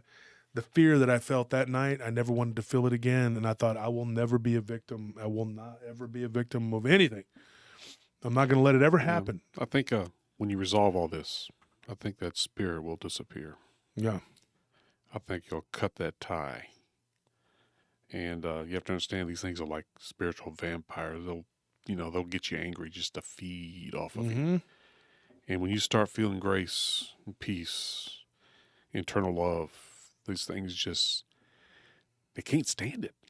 They'll break ties. But, it's something, you have to work out. But going to God is one of them, I know a lot of people, all the audience out there pointing, oh, this is a bunch of BS and all that. But, this stuff is real. And, if we had more of this understanding, I think the culture, society would be better. I think we have a lot of violence, gun violence and everything because of broken families and because this, families aren't loving each other like they should. The response, not only is there like an authority structure, but there's an authority responsibility that we have to assume now. We have to be responsible for our kids. We have to be responsible for our society. Because if we deny that responsibility and not act upon it, society's going to fall, I believe. You're seeing things now, Rick, where they want to pass laws and rules to where if I say something, and a person feels so affected, then they go and they stab someone or shoot someone or choke someone or whatever, then they're going to go, well, Fontaine said, Josh Turner said, something bad. And so it inspired me to go and wreak havoc and commit, mayhem. And, let's go after that guy because he's inspiring people to do bad things. Right. And you're like, dude, where is the personal responsibility? I mean, I'm sitting here going like, dude, I've laid it all out there for people. I've taken personal responsibility for what I've done, right, and who I was and what I did. And when somebody confronts me with something, I don't go, well, gee, shucks, I don't know about that. And no, I just tell them, look, dude, I made a mistake. All right, Yeah. I'm a human being. We make mistakes. And did I commit a crime against you? No, I did not. Did I hurt your feelings? Probably. Yeah. But you know what? I'm a human being and I have feelings too. And my feelings have been crushed right, for most of my life. But then you start to realize that life is this journey that we're on, and it's part of it. It's not always going to be happy and fun. It's not always going to be a day at the beach. And then again, a day at the beach could end up being something really bad too because there's tiger sharks. But human sharks too. Yeah, I mean, Drown. my wife, last time we were at Port Aransas, and we were thinking about going for a couple days because it's a cheap entertainment. We can go and not spend a bunch of money and just be on the beach. But we were thinking about heading down there, because we're all like kind of exhausted, physically, spiritually, mentally. And my wife, bless her heart, we were walking along the beach and it was so romantic and it was nice. It was just me and her walking along the beach, and we were just where our feet were wet, we were holding hands, and she's like, ow, what the heck? And I was like, what happened? And it was dark. I didn't have a flashlight, and she's like, something bit me. She says, bit me, right? So I get her, over to the truck. I literally had to help her, carry her. And we get to the truck and her foot is swelled up like a balloon. Jellyfish. Yeah. Oh, boy. Yes. And so Tony, you were out. You were totally out. Zane Zane and you were drinking. Y'all had been drinking. And they were at my friend. My friend has a big old bar club down there. Whatever. We got a lot of friends down there. We have friends all over. We got we go somewhere, and they were no good. Zane's like, I can drive, and I had to drive sober. So I had a couple drinks in me, but it was way earlier. So my wife was like, no, don't worry about it. It'll be fine. You've been drinking. I was like, I had 2 drinks 3 hours ago. And then an hour per drink, you're good, whatever. I said, I'm sober. She didn't want to believe me because she was worried. She goes, it'll be fine. I said, your foot is about to explode. You need to. So I just, she's like going to call an Uber, right? Because Port Aransas doesn't have a hospital, which is so dumb because a lot of people go there. So we had to drive 20 something miles into the nearest hospital that would take us. And it was during COVID, right? So we had to go into Corpus. The first one we go to, they're like, oh, we don't take that kind of insurance that my wife had. And I was like, what? They're like, well, we only take this and that. We're trying to work on it. I'm like, get out of here. And then, so they literally, she was in the wheelchair. They wouldn't treat her. So then we had to take her down to the next place. And they were like, we're full because of COVID, right? So then we went to the next hospital finally on the other side of Corpus Christi. And they treated her right there in the nurses' station. They didn't take us to the back. Right. And we had to like wear the masks, and everybody couldn't, they had to come out with spacesuits. It was, Wow. and I told my wife, I'm like, we're sitting here having just a romantic walk on the beach, looking up at the stars, and you get stung by a jellyfish. And it just totally killed the vibe, Yeah. And so for the rest of the trip, I was completely resentful towards her and angry. And I was like, don't look at me. You messed up my whole trip. It wasn't just you. We all were. I mean, everybody was just like, look at what you did.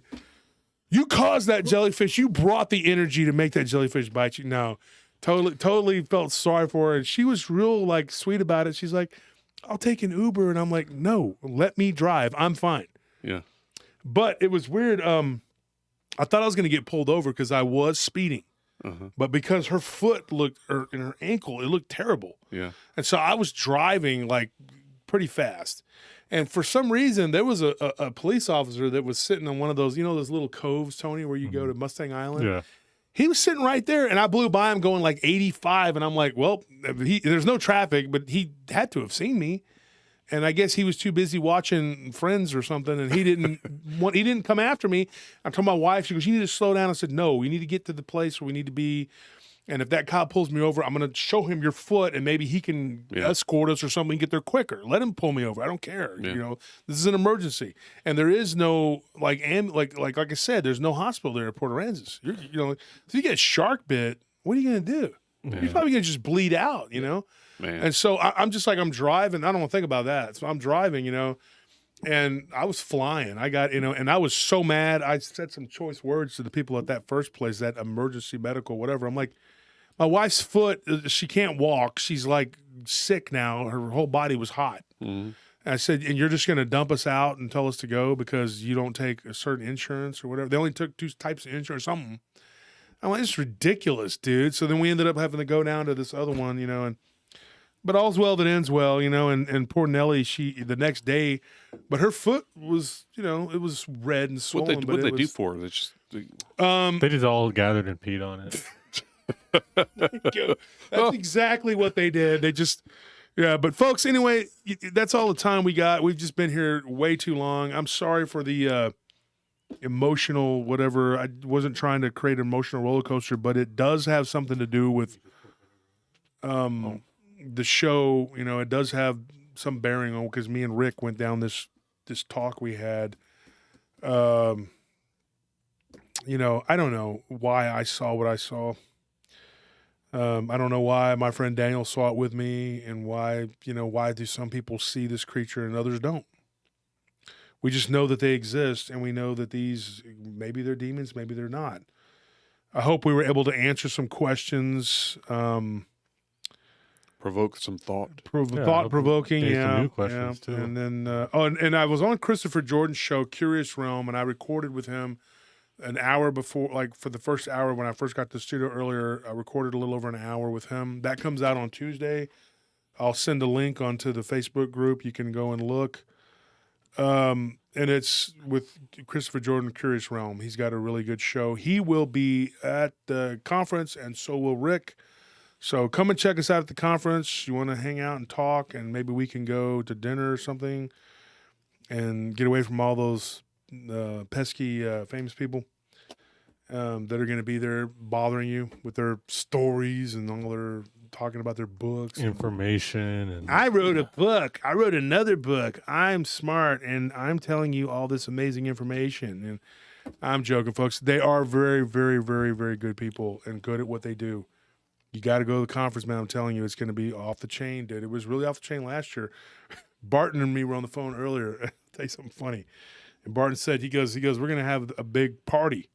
He's like, but of course it's going to be interrupted by the conference. You know, I was Yeah. like, I said, but come hang out with us, folks. And you don't have to drink or do anything illegal to have fun and party. We can have a good time just talking about these things in person, right? You know, we can have a great time. You guys come to the conference. We're going to It's have like fun. a Dogman support group. You know? That support group.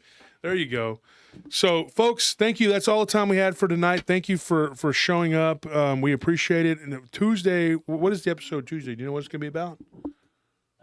It should be a Dogman episode. Okay, so we're going to have a Dogman episode on Tuesday. Dogman Encounters. And then, like I said, me and Rick and was it you, Tony? We recorded.